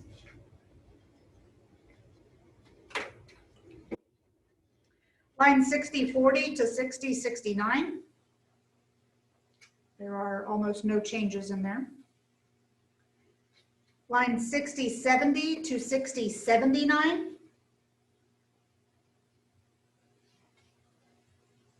We've doubled training that goes along with the certification, is that correct? I will point out up there on the engineering that, yes, that is a big portion of that is pass-through fees, but then there's also money in there for, I've talked to you guys about redoing the stormwater regulations and ordinances, and they're just outdated, so there's $5,500 in there for that. So, okay. Just to clarify. Thank you. Are you in a group that includes 6125? Or is that next? That is the next 6125 to the end. So go ahead. I think I see the answer. Well, I hope I don't see the answer up there. Blighted properties, I understand has an expense because we gotta take care of it. We contract that out to somebody, but shouldn't we be getting some of that back? So we didn't budget for the revenue on that for next year. But what about last year? So how about that? I mean, it doesn't show anything. Well, it shows actual 2018, but. So they have 3 years to pay that. Okay. And so that's why we chose not to put it up there. Okay. And if I look at 2018 and 2020 budget, I mean, still what we're being reimbursed is a far cry. And we just don't have any, we don't have any leverage there. I can say that, I'll let Rick speak to that a little bit more, but I'll say that prior to Rick, that we were not super aggressive with that. Okay, so that's an area of improvement. I would agree, yes. Okay. I would make that statement. That's an area where we need to improve unless we can for some reason. No, I think that we can. I think Rick took a good approach to it this year, and I think that you'll see that just become more and more aggressive. Well, I have faith that if he tries, he's going to. Yeah. Yeah, it's basically, we mowed a few yards this year. We've sent the bills out to them. If we don't get them in a certain amount of time, I think we turn it over to the county. For liens. For the tax liens. Now, We have two properties right now. were we not doing that before? Going through to the tax liens? So when Britt was here, yes, and then we went through a spell where we had a couple other interim people in there, and they were not, and now we're back to. So it's a thing you got to apply. It's not, yes. You got to do the legwork. You gotta do the to get legwork, Which is Okay. we learned I'm last glad year. you're on board. Which is For last year. lots we of got- reasons. and, Chief helped me on some of that, help me track people if I needed, so, Yeah. It's just getting out there, getting tracked down. Some of these people just disappear, and, they were kind enough to help me on.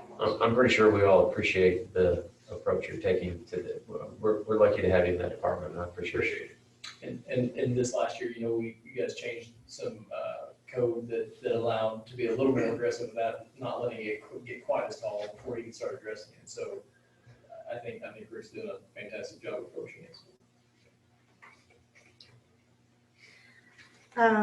Any other questions on 6125 through the end of the page? I'll just point it out on professional services that you'll see an increase in that. That is fees that we pay to CMT for Scott Hansen services with planning and zoning and your growth plan, and so you'll see an increase in that for a couple different reasons. But one of the big ones are in the growth plan, there was some implementation, there's an implementation plan. And so with COVID, we have probably been a little lax on that, and so we've been working with Dwayne's on here. Dwayne's working on that from the growth side. Marshall's gonna be starting that back up here in the next few weeks about discussing that, and so that's why you see the increase in that. Okay. Any overall questions on building regulations? All right, let's go to the street department. Great streets. So we'll start with revenues. Vehicle sales tax and fuel tax are our main revenue sources here, along with general fund dollars. I do think it's a good thing to remember here that the street department has to cover all of our personnel, our equipment type, most of our equipment type expenditures. The transportation sales tax has to be more project-based. So you'll see those types of expenses here. We can use general fund dollars to pay for a project, but we can't use street or transportation sales tax dollars to pay for most of the items you're going to see in this budget. Okay, let's take 60-10 to 60-14. So when we met ages ago at this point, it feels, and talked about the organizational chart and what each department kind of would like to see for further efficiencies, this particular department really needed about 4 new employees added to their ranks. This includes adding 1 of those 4, slowly stepping into hopefully where we can get to a full crew that's able to do more work in-house. That way we contract less and we pay less prevailing wage. So that's our end goal, but we'll take steps along the way and make sure we do it from a prudent budget standpoint. So we're at this point, we're only asking to add 1. And then I believe there's a small increase for a fairly new employee that's in there as well. There's the allocations for the 2 new employees. Yeah. There's an allocation there as well. Yes, we did change an allocation. We did change an allocation for the property maintenance employee, kind of the parks. Yeah. You want to call it that. And 2, we'll get into this then later, just a note. The one reason we've been so successful, aside from having quality employees and what they bring to that, is the inmate program. This year has been a challenge, and in conversations with the prison, it's going to be delayed for a while, and not sure that it'll ever, I don't think it'll ever return to what it was, and if it returns at all. So that made up, I mean, there was basically another 7 employees in that department that went away. Expectations don't go away from my end or anybody else's, and so they just picked it up and went on. So. Yeah.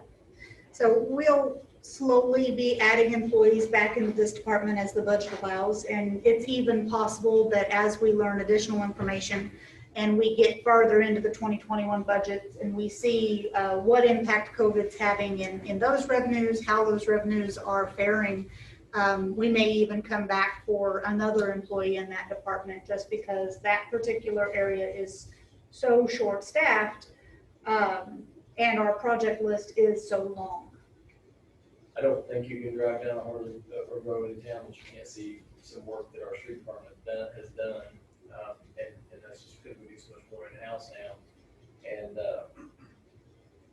we have robbed other departments to do our major projects, and which puts a strain on those other departments. Sam, how much would it impact the budget? Or would there be an impact up or down in the expense of, when we repair streets? If we switch wholesale to concrete patches instead of asphalt patches?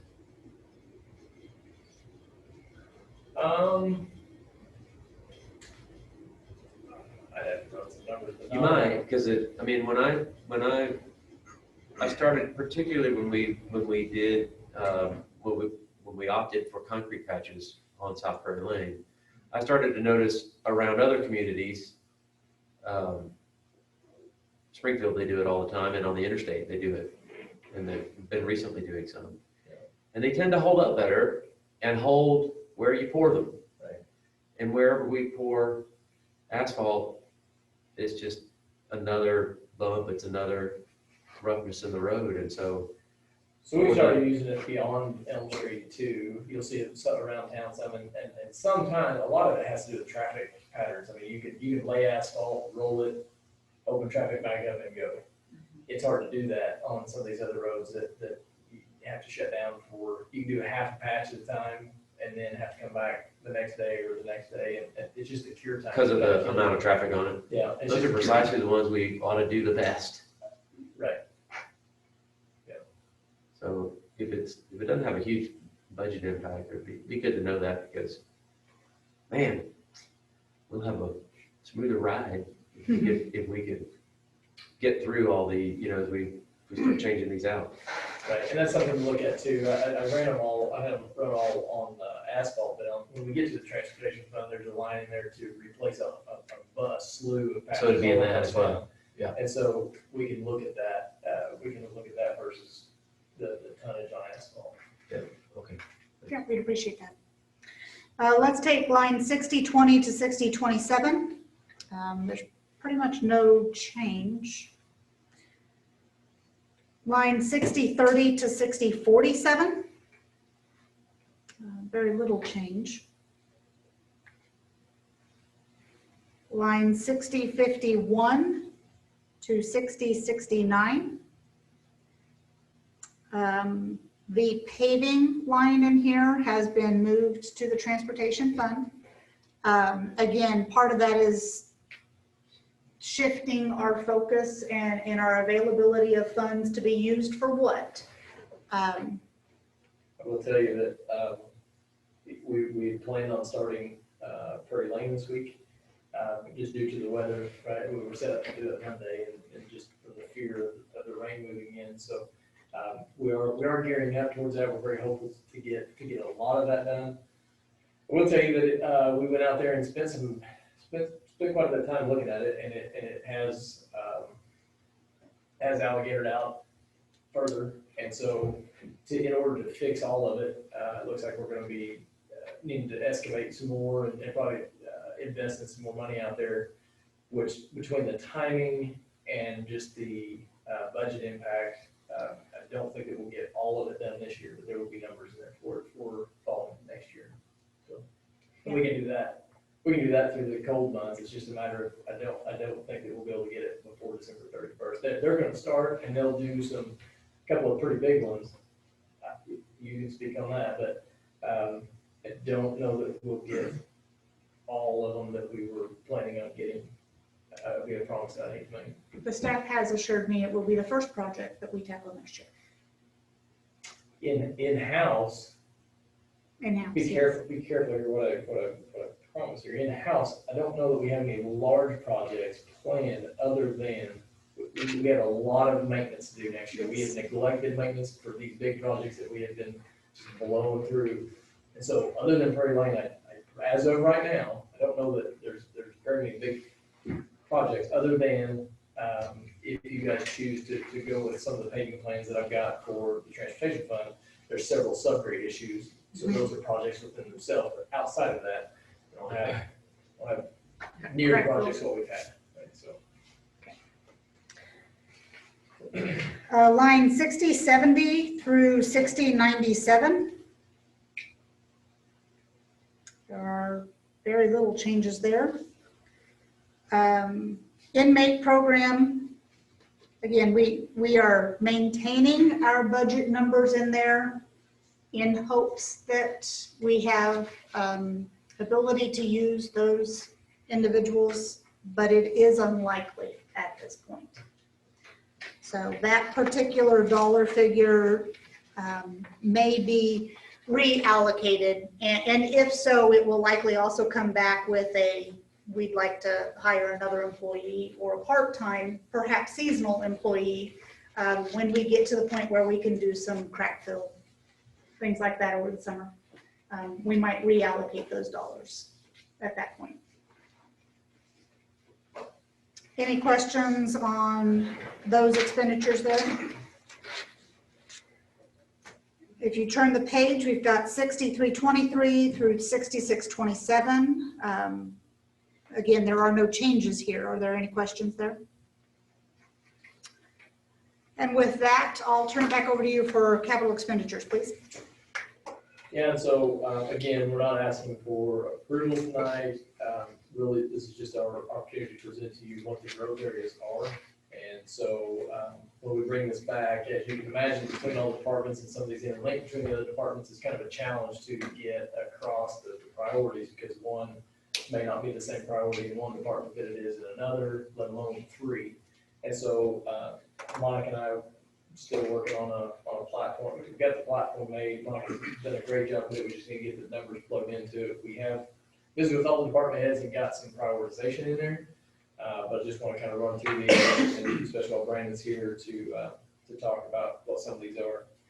Obviously, that dump truck, I've even got a one circle here. When we visited about this is Brandon's number one priority. We had, this is the one that would be split between three different departments. Again, with all the projects that we have and doing so much in-house, we got to a point this year where we had, of the three trucks that we keep on the road all the time, not include the cemetery or the old treatment plant truck that we use temporarily, we did have a point where we had two of them down and we're having issues with another truck. And dump trucks just aren't something that you really rent. We look into it, you rent it. You rent, you pay a contractor, and then you pay your driver on top of it. So that's a necessity. The air compressor replacement, I think we worked through that, and I think Mark brought up a good point when we talked about it, that there would be nothing preventing us if we wanted, if something happened to the air compressor that we have, addressing that in the middle of the year, if we had to. Not anything necessarily wrong with the air compressor we have, but like I said, it had age on it when I started. We have had some issues with it, but it seems to be a good operation. We do use that for our jackhammer, we use that for our crack, we use that, I mean, it's a multi-day week use. That skid steer attachment down there, again, is for that Harley rake for the dirt work, just to cut down on the amount of people, the number of people that we send to do those dirt work jobs after cleanup. The additional grounds and right-of-way maintenance, 7,500. So not going to say that would encapsulate all of it, but from what we've put together and what we visited without putting it out for bid, Brandon, you guys still brush hog how many days a week and how many times a year? So, I mean, this year's been different, but, I mean, we only did it twice this year. And, I mean, the first time everything was probably 4 foot tall. Is what we did. But, I mean, it takes probably 4 days to brush hog every time, and we try to mow our right-of-ways that we don't brush hog every 2 weeks. And this year, we only got to do it twice. I mean, you probably drove around, there was spots that was 3 foot tall. It was a lot to take in this year with the little help we had. So what we've talked about doing is so we still, rather than brush hog all of our right of ways, they still go out and mow some of them. Now we contract out on mowing in the parks and even on some of our other properties. One thing that we talked about doing this year, and we just ran out of time, is going out for bid for those right of ways and just encapsulating it all. And so we didn't get that done. So this isn't all inclusive for that, but that would free up some of our staff time to be able to contract out the brush hogging alone. What I'd like to do between now and next year is before budget time yet, next year is actually go out and bid for that and get some numbers to be able to plug into the 2022 budget to contract out all of them. Is this some of the work that the inmates normally did? Mm-hmm. Yeah, so we could send one person with truck and trailer, mowers, whatever, weed eaters, and they could just knock it all out. And no, it really didn't take that long. Now you get twice the work, maybe 3 or 4 times the work, and yeah, so it just. And just to do the mowing alone, it takes a week. I mean, with two guys on mowers, because we also weed eat around all the signs, take care of all that. You know, weed eat the curbs by the road, make them look nice. So, I mean, it takes about a week to do everything we do. Both these, so the two drainage ditches, we've talked about those many times, but, that would, of course, we'd have to, whether we went out, we've spent some design money on there. I think that we have a little bit different, engineers. They've looked at this. I think we could do it efficiently within that number, but we've got a large ditch on West Washington that needs to really be filled in and, piped and then filled over the top of. The issue with that one, after further investigation on that, the actual box culvert that goes up the road, it's starting to deteriorate pretty bad too. And so that number would not include that box culvert that goes up the road, which would drive that cost up. But it is, Brandon and them have to go down there and try to maintain that ditch, and we try to slurry some concrete along the edge so we don't lose the edge of the road. And it does undermine every once in a while, and so we do need to think about doing something with that in the near future. Same thing on North Marshall. That's right there at the four-way stop. If you're headed north towards the fairgrounds there at North Marshall and Bedford. Here's where you're seeing the $20,500 for the roof repair. And Natalie, you're right, it is actually a replacing that. It's basically capping off that flat roof again. And what you'll see is when you come back is that busted out 4 times. So you'll see $10,250 out of each department. Street sweeper rental. So some of you guys may remember I brought this to the board at one point. We had several years ago, we bought a used street sweeper from up in St. Louis, Kansas City. It worked great, and we bought it. The first few years were great. I believe we paid $48,000 for it at the time. The thing basically had a glorified paint job on the inside of the hopper. It works off of a vacuum, and so if it can't have the vacuum, then it won't. It doesn't have the suction at the curb. The bed basically just full of pinholes, rust pinholes that it basically had some over time. It sealed it off with a really good epoxy, almost truck bed liner. So whenever it all kind of came to fruition, we rebuilt the back door in-house. That was about a $10,000 expenditure if we were gonna buy it. Our guys actually, we took it apart. I went up there and spent many hours. We put all of it back together. It worked great, and the hopper basically had a bunch of rust holes in it. To replace it, the parts are obsolete for the truck now. It's just an older model. But the hopper alone on that thing was $30,000 to $40,000 just for a new hopper. That wasn't installation or anything. So it's really at a point where we really just need to see if we can get rid of it. We've talked to these other companies that come down and do demos for machines, and it basically has no value. We've asked about trade-in values, about towards rental, towards anything else, and it just doesn't exist. What they did come out with this year, I think that they're starting to see that, and I've actually talked with like Simcog and some other companies, some other entities that we deal with about them owning one and then just leasing it out or renting it out or loan it, whatever they would need to do to other entities. It really never gained any traction, but what Key actually came out with this year was they offered to rent it out. When I say offer, I don't know how worthwhile it is. I think that it was, how many times is this sweeping for? This rental was $12,000. 3 times, it's $4,000 a week. So $4,000 a week for the machine. The machine that we have, to replace one in that size is around $225,000, $250,000. Now, since then, we've had several machines come down and demo, which actually works well for us because we can go get some sweeping done, but there'll be a point where that doesn't work anymore. But the actual size of sweeper that we would need is roughly around $100,000. That one was too big for our city. You laugh, but it does work, right? I mean, we Conveniently timed after the 4th of July parade? No comment. But we have learned by even doing so. We've learned, right? I mean, we wouldn't have went back. We probably would have been looking at going back to the same size of sweeper. And Brandon's been in multiple sweepers since then, and it's just like anything else new. It's not nice because it's cool. It's just nice because they're so much more efficient.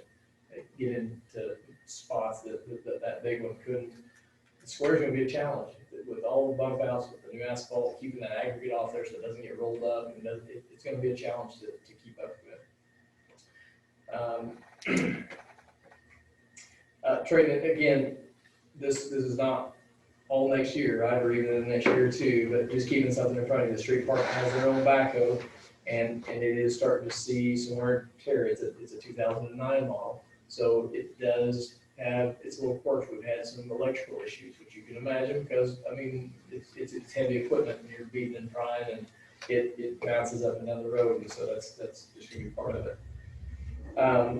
Some of these trailers, this heavy duty trailer we're talking about would be something that we could haul our backhoe on with the city expanding out towards the new interstate, the new interchange. It's a long ways to road, some of our equipment just back and forth. Now, if we were able to consolidate and get the treatment plant and the water department down at the treatment plant, kind of changes the scope of things, but other than that, I mean, that's a long ways to road some of that equipment multiple times a day if you have to, or multiple pieces. This would allow us to put it on a trailer. We currently don't have a trailer that we can load it back on. This new medium duty tilt trailer, we have a tilt trailer currently that we load our skid steer on. It is bigger than a lawnmower trailer, but it is for our skid steer. It's a little bit light, and it is oftentimes tied up with multiple jobs. So if somebody's needing it for something else, just kind of have to wait your turn to where you can move stuff. Replacing this old bucket truck. So I don't know if any of you guys were on here when we bought the bucket truck that we have. We bought that, man, I don't know how many years we bought it. How many years ago we bought it, but we got a pretty good deal from Webster Electric because it was aged. And it had several hours, several miles on it. That thing has just been used, it's used almost daily. It really has changed the way that we do things, but it has started to really get some issues on it. It's an 04 model, I believe, and it's got 300,000 miles on it, close to 300,000 miles on it. And it is, of course, that's the engine, right? You're not talking about the boom and anything else. I have talked with Webster Electric. They think that they transition theirs out really early. Those trucks are $150,000 a piece on the low end. They've got a smaller truck that they're going to be taking out of service. I think that truck can be bought for $35,000 to $45,000. I think it's a good opportunity. I think it's a really good truck. I've thought to look at it. I've seen it. On down in here, just while we're talking about that, talking about adding a utility truck for that department. Not saying that this would do away with the need for that utility truck, but it would help cover the gap. It's another truck that they could use for utility truck. They've got all the toolboxes, compartments on it they would need. Anytime we haul anything heavy, or skid steer or roller, anytime we have to go anywhere, without taking a dump truck, which takes us away from another job, the bucket truck's the only truck that we have heavy enough that'll haul that Springfield or to somewhere else without having to pay somebody to come and pick our equipment up or deliver it. And so I think that dump truck is really something that we ought to look at that. I mean, it is widely used. This paint machine, crosswalks and stop bars and turning lanes. Several years ago, we had a paint machine. It just had some age on it. So over the past few years, we've just been contracting with a local company to paint our crosswalks. We haven't been able to be as aggressive as what we wanted to be, or what we even used to be with our turning lanes, just because of the sheer cost of it. And so they are expensive, but this $12,500 is for a new paint machine and everything that we would need to go back to doing our own striping. If we don't decide to do that, then Now, would we have time to do it? That's the issue. Right, because I mean, I keep hearing about we don't have time to do everything we have to do now. Right. So if we bought a machine,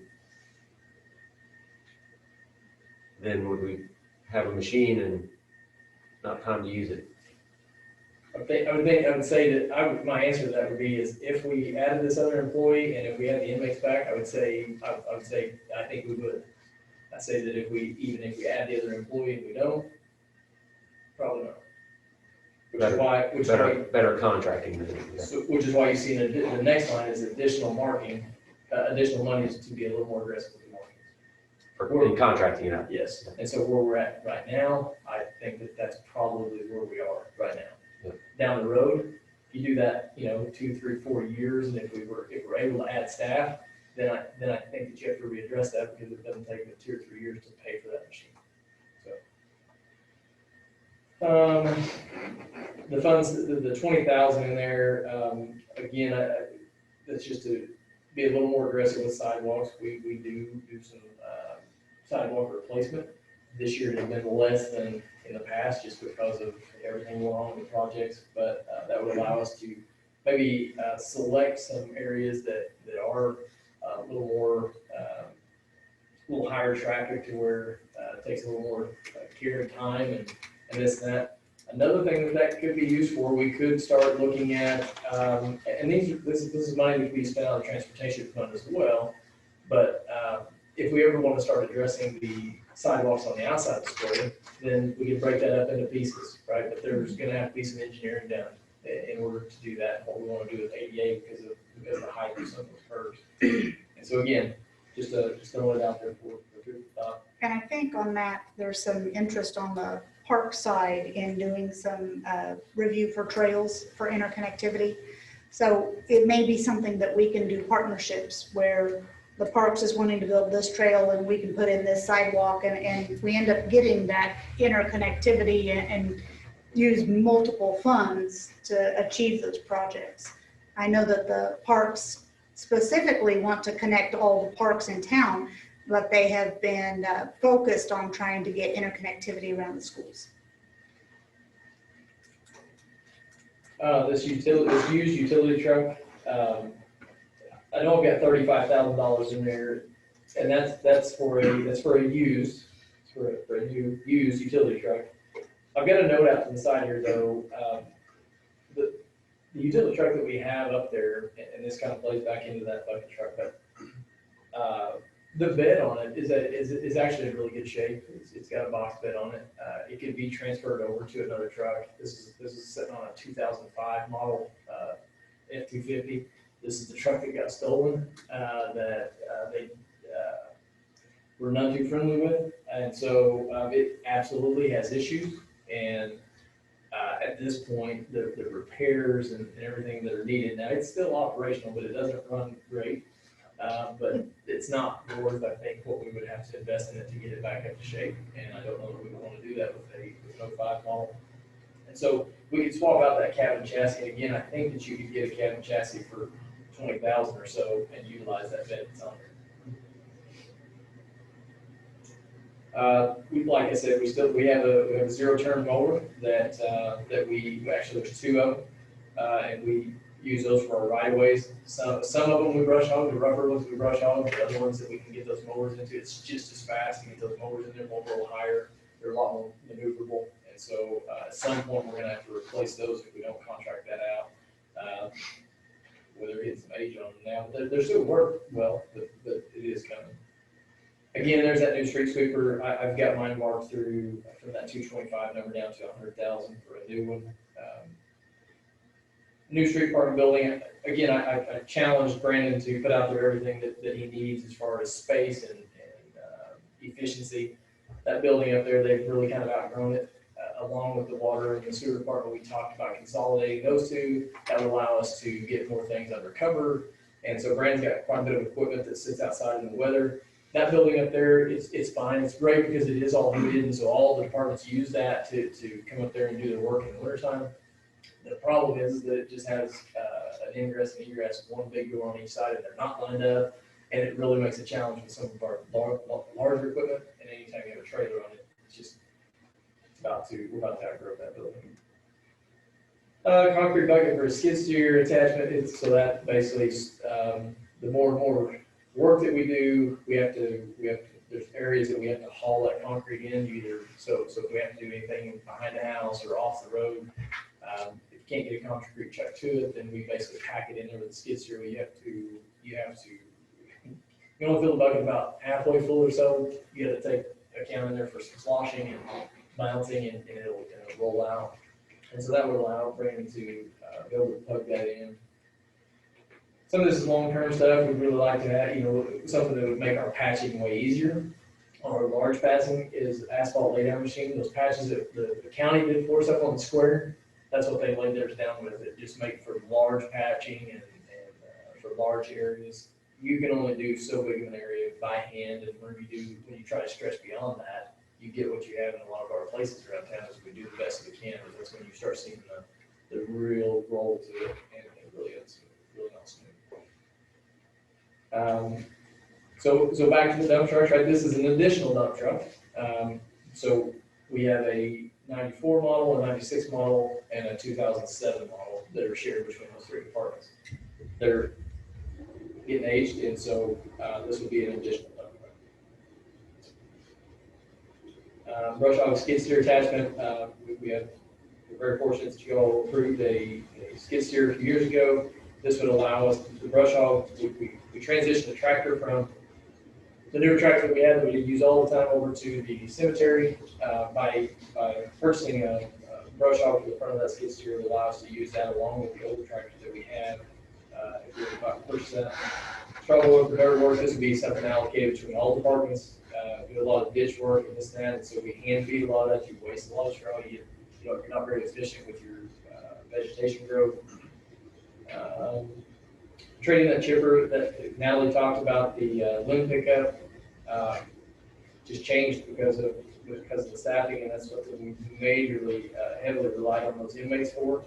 And so that chipper, we bought it right after the ice storm, I think in 2008, and so it has really taken some abuse, but it's still in good shape. But at some point, we're going to have to trade that in.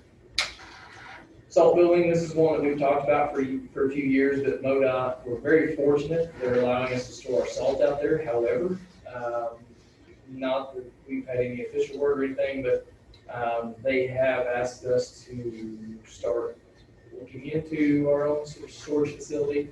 And so I know you guys have seen them as you're going down the highway and this and that. So what this number represents are, you've seen the clear span, almost a plastic or fabric dome type buildings. And so that's what that number is representative of. And then we have a roller that we use for our asphalt, for our aggregate, is $25,000. It was used when we bought it, and it's been a decent machine, but we are. That would pretty well conclude that. Like I said, I'm not asking for approval for anything. What I would ask is, any feedback that you have, and then bring this back along with the other ones with prioritization. I think the roof repair is pretty emergent. Is that correct? That must be a new roof. Yes, yeah, I said that. I'm sorry. I should have elaborated on that. Yes, that's a whole flat roof on that building. Yeah, and so the interesting thing about that building is that it's not just the roof. So you'll notice on that south side, when you leave here, you drive up there to the street building, you'll notice that big wall is all metal. And so that concrete block leaks. And so it's not just as easy as sealing back over. It's been skin coated, it's been painted, and we blocked the windows up. We blocked some of the windows up when we bought it, and the walls leak pretty bad too. So the roof is obviously the up front. But I don't know exactly Brandon, how dire it is. I haven't looked at it in a while. It hasn't stayed. If you get a real bad storm, sometimes you gotta squeegee the whole floor out. And if it's blowing from the west, it blows right through the walls. And I mean, there's been times where we come in and the winds busted the windows out. Had to go 9 glass in your windows. Just got those old single pane, multiple windows in there. Does it have an effect on the evidence lockup? There's The roof leak, does it have an effect on the evidence lockup? Do you notice anything in record storage? It's in the same spot. So the roof leaking on. No, I can't hear. The roof is leaking on the street, police department. Do you notice it leaks in the evidence room? It doesn't leak in the evidence room. It leaks in the other room.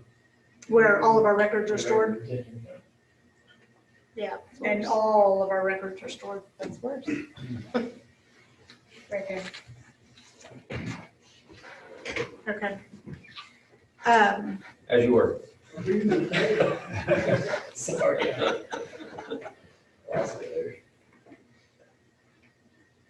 Yeah, you know, Brandon and I talked about this and really elevated up there at the top, just off the cuff is gonna be, you know, forget that dump truck, that bucket truck and that utility truck.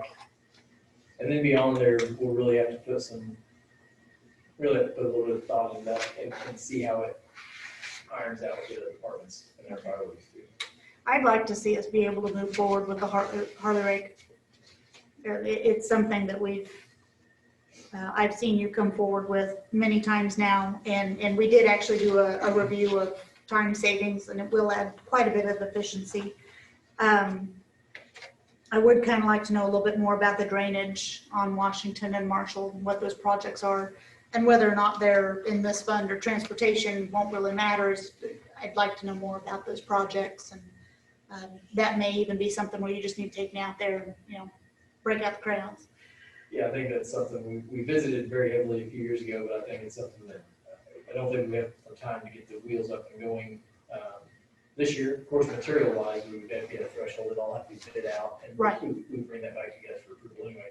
But I think that it's something we need to take a serious look at again in 2021. I'm kind of concerned with the road compromise on, like, underneath Washington. And then over on Marshall, it just looks worse every time I drive by there. Okay. And then I think the grounds and right-of-way maintenance and the zero-turn mowers and the brush hogs skid steer attachment kind of all work together on the same purpose, right? So it looks like if we bid it, we probably wouldn't need the equipment, and if we're not gonna do the contract, then we probably need to take care of the equipment. Am I reading into that correctly? Okay.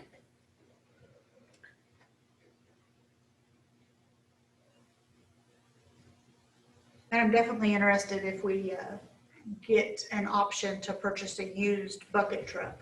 It sounds like that might be quite the cost savings. Like I said, it'll help cover the gap of some of the issues we have now, but keep in mind, we are adding another employee, and so, you know, that there will be some issues there. I'm not gonna say it's undoable the way it is, but it would be more efficient if we added probably both of those. One of them would be a replacement truck. And I really do think that before we spent the 15,000, I would, you know, the additional 15,000, I would really want to look for a cab and chassis. Those trucks, the street department doesn't go out of town all that much, and so a decent used truck is gonna leave them, is gonna last them quite a while. But again, once you jump up into a 3/4 ton truck, I looked for a long time, and I think you're gonna be in that 20,000 if you can buy one for 20. Okay. Does anyone have any questions on the capital expenditures?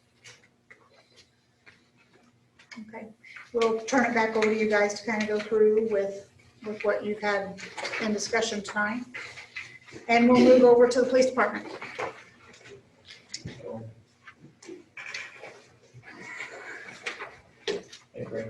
Okay. So police department doesn't have a whole lot of revenues, but you'll see them listed here. The largest revenue in the police department is generally the Anthem insurance rebate. That's the 39,000 that they were talking about, which will get plugged once it's kind of known. But we did budget 10,000 for it last year. It's come in about that amount. It's always a game. That whole rebate check that we get is based on stop loss insurance.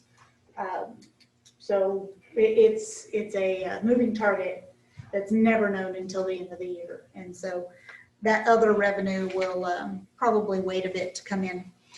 If you'll review line 610 through 614, there are a few changes that are in this, and I wanted to give you some background information on how we came up with those. So the wages line includes Doug the sergeant, our detective, and 9 full-time officers. We currently have 8 full-time officers. That includes the vacant position that was already in this year's budget. It just wasn't filled. So that will allow us to add that 1 person back in. And then it's also has Stephanie for desk clerk in there. That particular line item also includes 2 different salary increases. One of them, our desk clerk, is currently in the academy. In speaking with Doug, we're not looking at a commissioned position there, but her skill level will change after she graduates, and she will be able to take some reports that the officers currently have to come back in and take. So she will be able to be utilized in a different way than what she has right now. And there is a small increase in pay in here to acknowledge the accomplishment of graduating from the academy. The larger increase in pay that is in here is actually for the sergeant. And the chief and I did do a salary study of comparative 4-class city. And I'll kind of give you a breakdown of what was done. The cities that were reviewed were Pacific, Peabody, Seymour, Sullivan, Rogersville, and Willard. I will note that while Rogersville is included, Rogersville does not have a sergeant. They use a lieutenant, which our lieutenant is 3rd in command, not 2nd in command, where Rogersville puts them in that 2nd spot. These cities range in population. Seymour is obviously the smallest, but being within the county, it was worth bringing them in here at 2,400. The largest is probably Sullivan at a little over 7,000, and we're pretty close to the 7,000s as well. Doug looked at comparative population. He also looked at the number of officers that were within the structure. They range from 6 in Seymour all the way up to 20 in Pacific. Ours is currently 11 and would be 12 once we hire that vacant position. So I did a few things here. First off, I took an average of the 6, including the lieutenant, and came up with a average salary of $53,300. I then excluded Rogersville as the lieutenant and came out at $54,400. Our sergeant is currently at $46,300. So it's very out of range. In fact, it's below the lieutenant pay in Rogersville by about $2,000. It is below the sergeant pay in Seymour by almost $13,000. Seymour pays their sergeant $59,155. Our chief is around 67. So looking at our structure and the amount of work that Sergeant Neal puts in, and I have included an increase in here that will put him at 55. Any questions on the review that we did for that? Or any specifics you might like to see?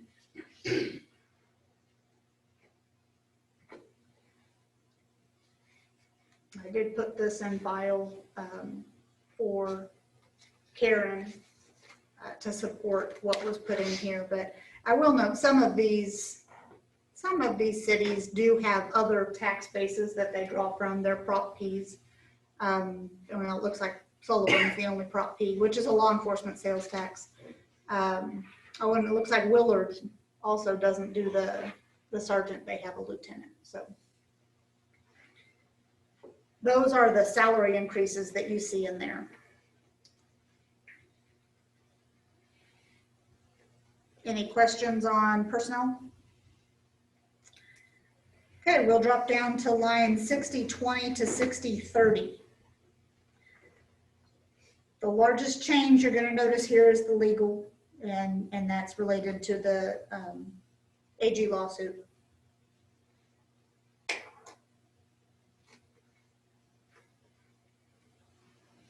Line 6032 to 6051. Any questions? Line 6062 to 6085. Basically no change. Line 6231 through the end of the page. Any questions there? Okay, we'll turn the page. Line 6611 through 6971, there is no change. In capital expenditures, you'll note that that roof repair is in here. Again, that amount will be changed to $10,250.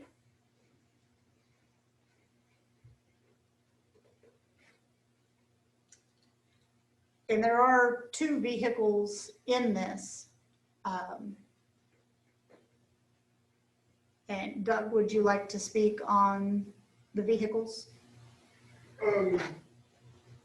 As far as when we roll out and how.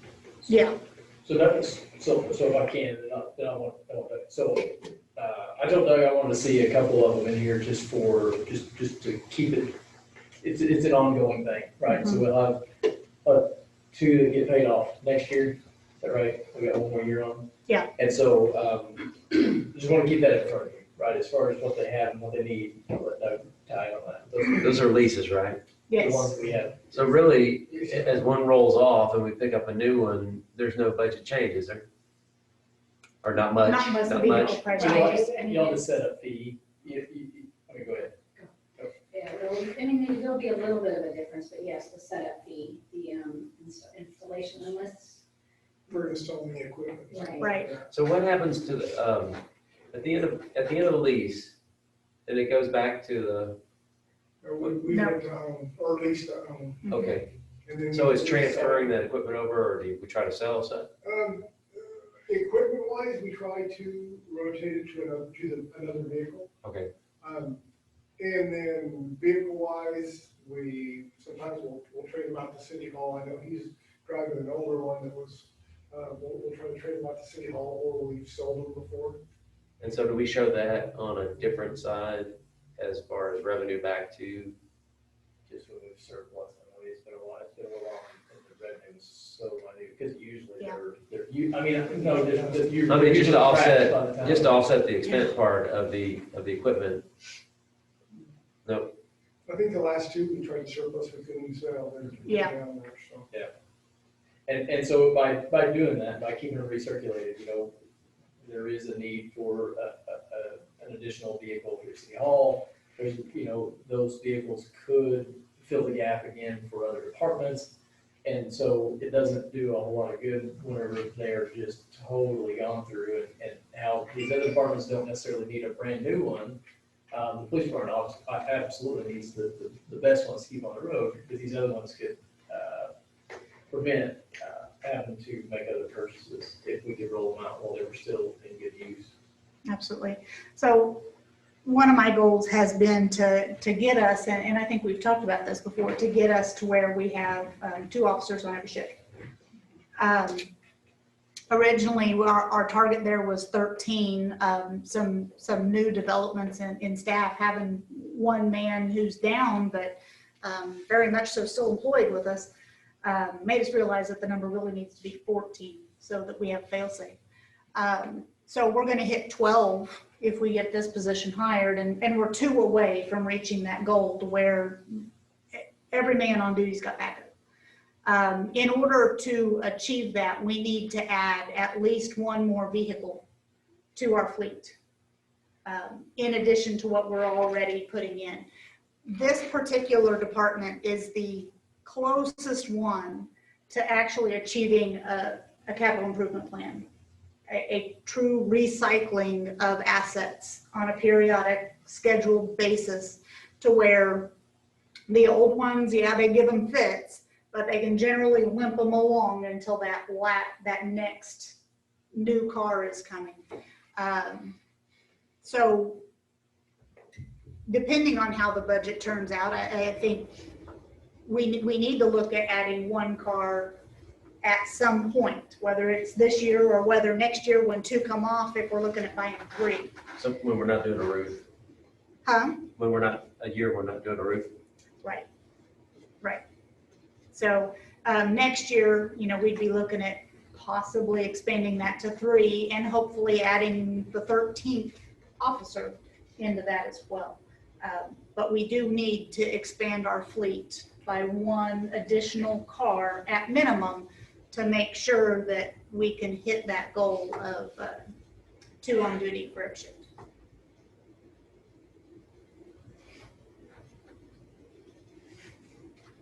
And then we also talked in detail about, what other uniforms and gear and training and what would the other costs be as we build this department out farther to that 14th man.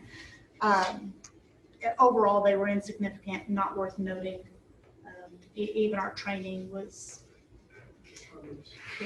just a few $100s. So most of those other expenses that come along with growing our staff are probably not going to be overly significant. It's going to be getting our fleet where we need it. So, any questions in police? So there's no interest in a bicycle cop. There's no interest in a bicycle cop. Okay. I'm going to leave that right there. So last fund here is the general administrative. And what we start off here is the general fund cash balances. Monica, would you go ahead and walk us through that? Sure. Sure.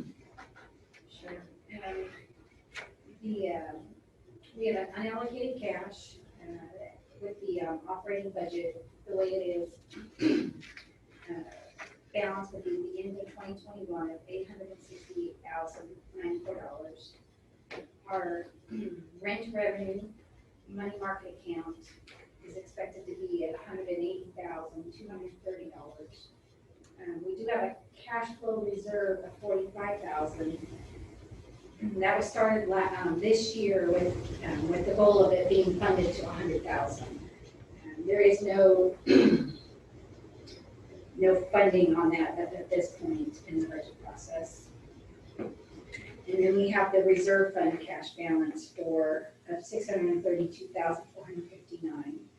So we have a total general fund cash balance of $1,725,783. Okay, so that cash balance is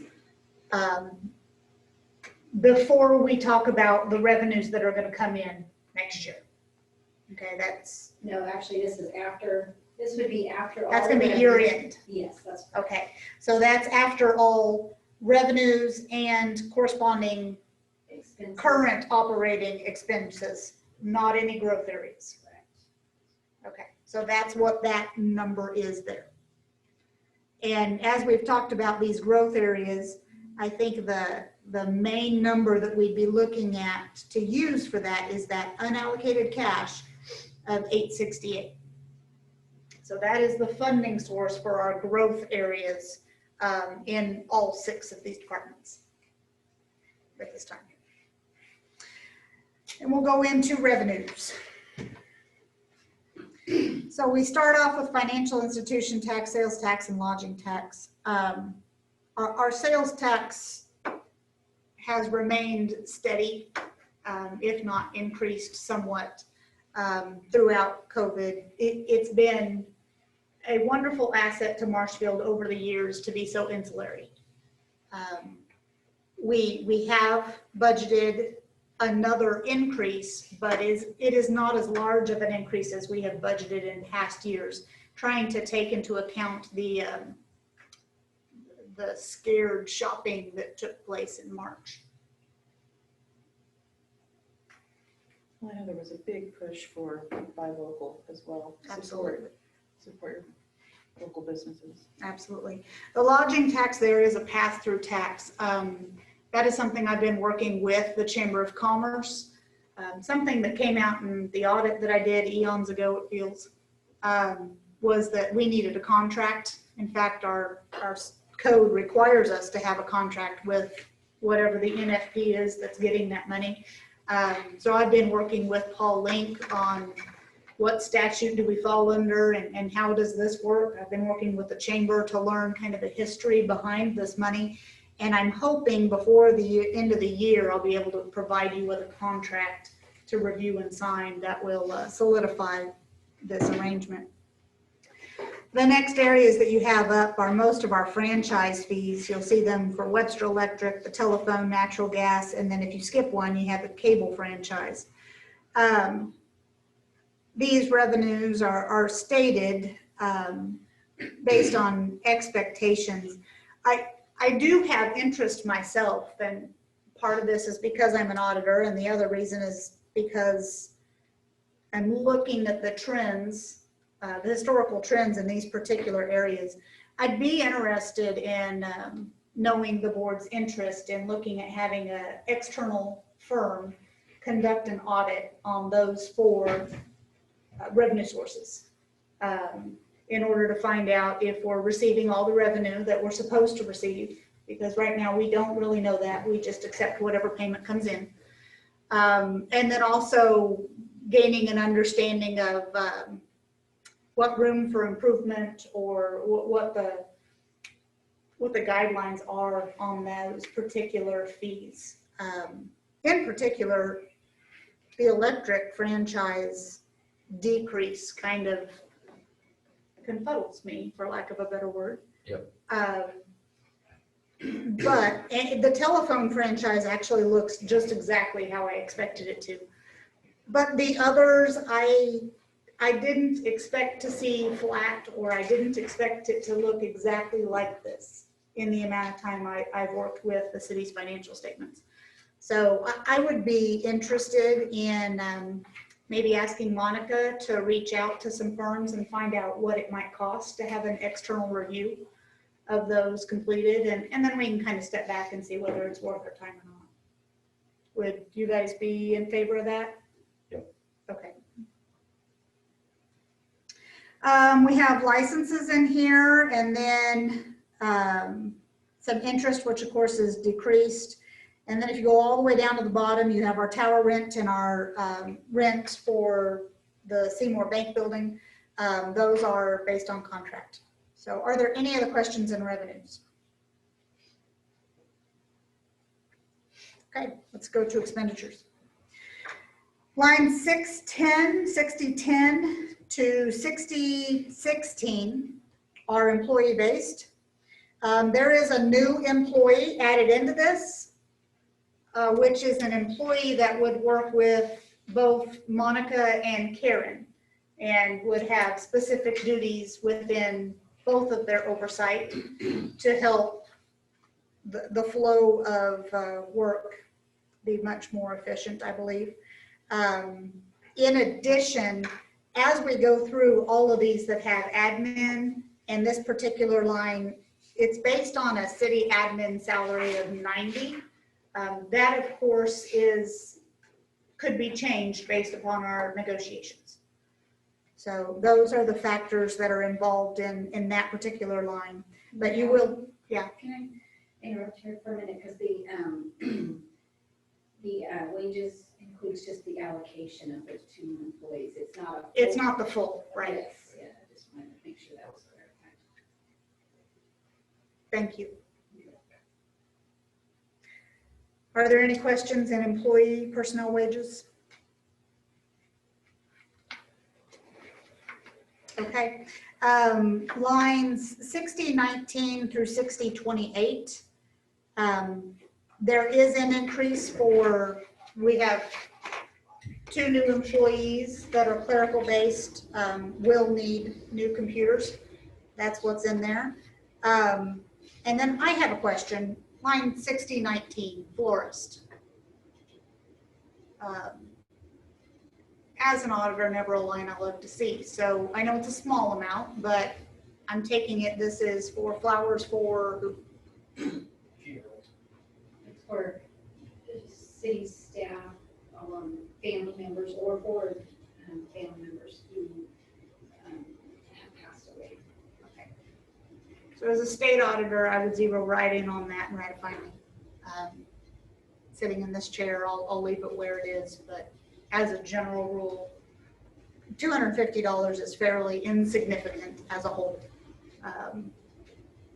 But as a general rule, I would expect everybody to chip in and send flowers if that's what they wanted to do.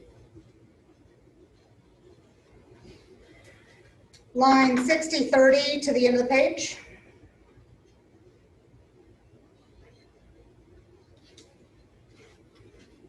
Okay. 6050 to 6069. We back up to Yes. 60/30. Legal, yes. Now, is that that's probably different than our city attorney, right? Yes. Okay, so that's an allocation across lots of. It can be. In this case, is it? No, on this one, it would be for board meetings, and it would be for board packet preparation.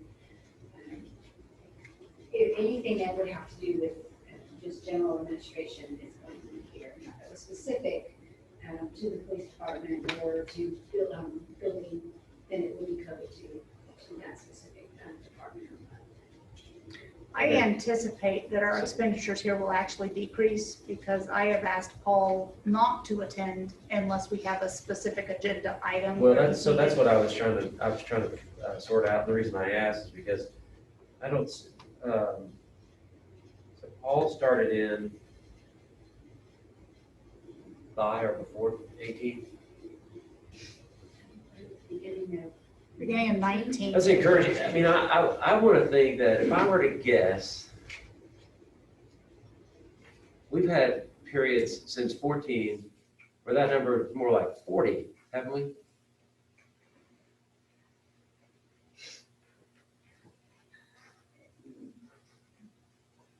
If it was allocated, if it was set up and accounted for the Well, same. I mean, if you're going back to 2014, it was $30,600. That's what I thought. And then at 2015, it was 27,000. And then it dropped significantly in 16 to 12,000 and then 15,000 in 17. When did we have Chuck? That or the drop. I bet that's the correlation. And then it's dropped from 18 to 19 as well. So, yeah. And then we expect it to go up just a little bit this year because of the COVID-related expenses, which we will be reimbursed for. Yeah. Okay. Right. Anyway, I'm glad to see that through appointments getting and management of their time from our point of view. I consider dramatic improvement. We could do that in every line item, we'd be really set. Right. Okay. On the other page, we have 6050 through 6069, excuse me. And the largest increase there is mowing. And if you've noticed, when we took out Hubble there and put in that roundabout, there is a fairly large amount of grass that we now have as a surface to be mowed. So we've picked up quite a bit of mowing there, and then of course we're going to have the new interchange next year to mow.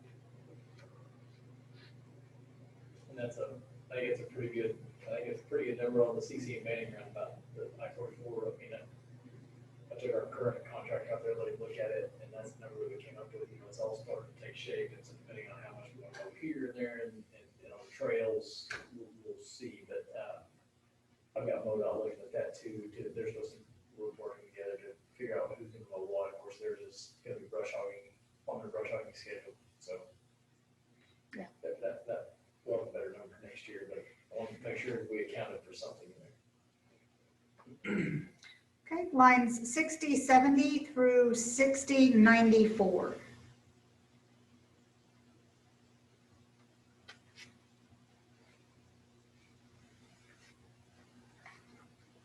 Okay. 6111 through 6303. The increase in accounting there, I think, is our A133. Yep. So it's additional audit that we will be required to do. 6501 through the end.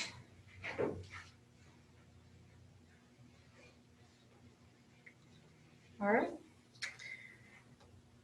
With that, would you guys take us through the growth areas? Yeah, and so, obviously, I think with all the Zoom meetings and everything, you guys have been through this and seen some of the growing pains and the struggles that I've tried to get to where everybody can hear, and trying to do that without spending X amount of dollars. And I think that it's here to stay, whether whatever COVID restrictions lift or not. Just for, I think it's changed industry standards for how you communicate with our engineers, with getting other people here without them having to be in the room.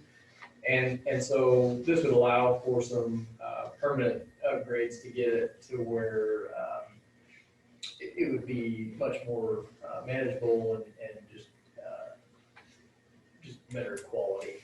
And so that all comes into play with some other decisions that you guys have before you, whether or not what we're going to do for long term, and if it goes in this room or not. And so that all stuff would transfer. I would want to look at and see if what we could do in case we didn't have the meetings here, you know. Right. So that's what that number pertains to.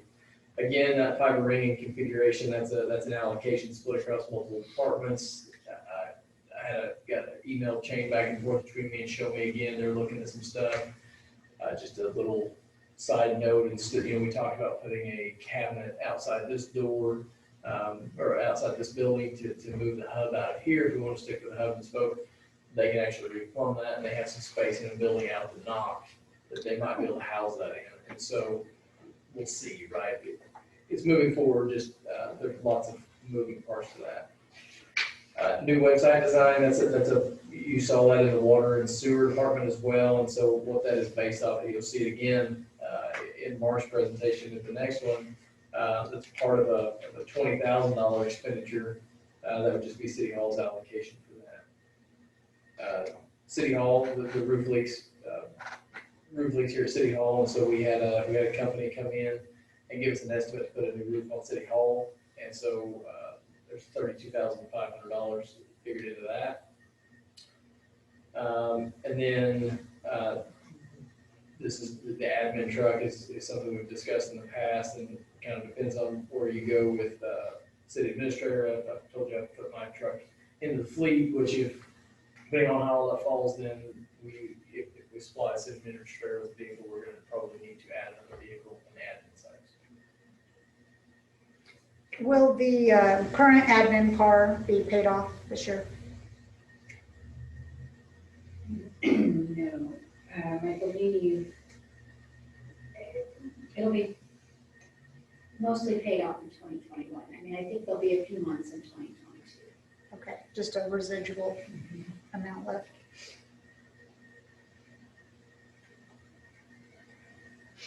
Is it more functional to have that SUV or a truck? Or do we need both? I can only say how I operate. I think the SUV worked out great for John. I think that's what he wanted. I think that's what pickup works better for me because I do still haul some stuff. I still do go to some job sites. So, okay. Does that answer your question? Yeah. Okay. Any questions on those remaining items? Or input?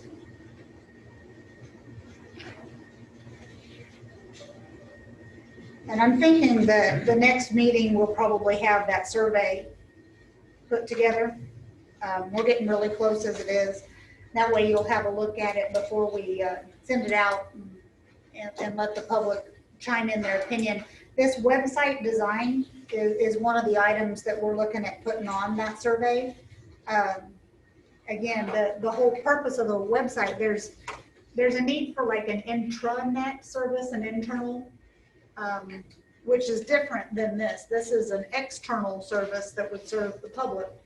And so obviously if they don't feel like there's a use for that, then maybe we're barking up the wrong tree here. So Speaking of our website, just in the last several weeks anyway, I was online looking for a link to Zoom from my office. And I went to the city website and it still shows Mayor Williams as the mayor. Has that been changed yet? there is a spot where I'm in there, yes, but Robert is still in several places.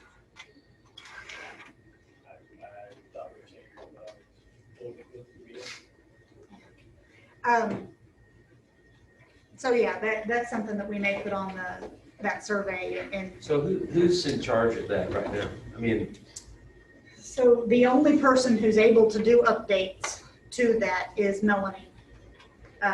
It's a antiquated platform that's being used to spin up our website right now. is Melanie left to decide what is, she can do She's it? directed. She's directed. So who's directing her? Anybody who has something that needs to go up. So maybe that's what we need, is somebody who is, you know, they're in charge of that. Kind of going through that, Right. yeah. So, Somebody who has some technological, I don't know, Expertise somebody to- has observational there you go, observation. ability. Need to kind of look through it. I can't say anything. I'm responsible for the one at MSU for our office, and it has 3 employees who are on it too. Okay, any other input for city staff on general fund budgets? Okay, future agenda items. So we have moved those meetings. I'll remind you again, Wednesday, November 4th, 7 p.m. We have special closed session. I'll send you an email with some additional information on how that's going to be structured and what we're doing there, and also with some other information that I'd like you to be able to review before then. So I will do my best to get that out the first of next week, if at all possible. Also, if you would note in your calendar, Thursday, October 29th, GROW has put together an informational meeting on economic development finance programs with, I'm going to say this wrong, Stiefel? Okay, I always say Stifle, sorry. Stiefel, which is partnered with our bond counsel, Gilmore and Bell.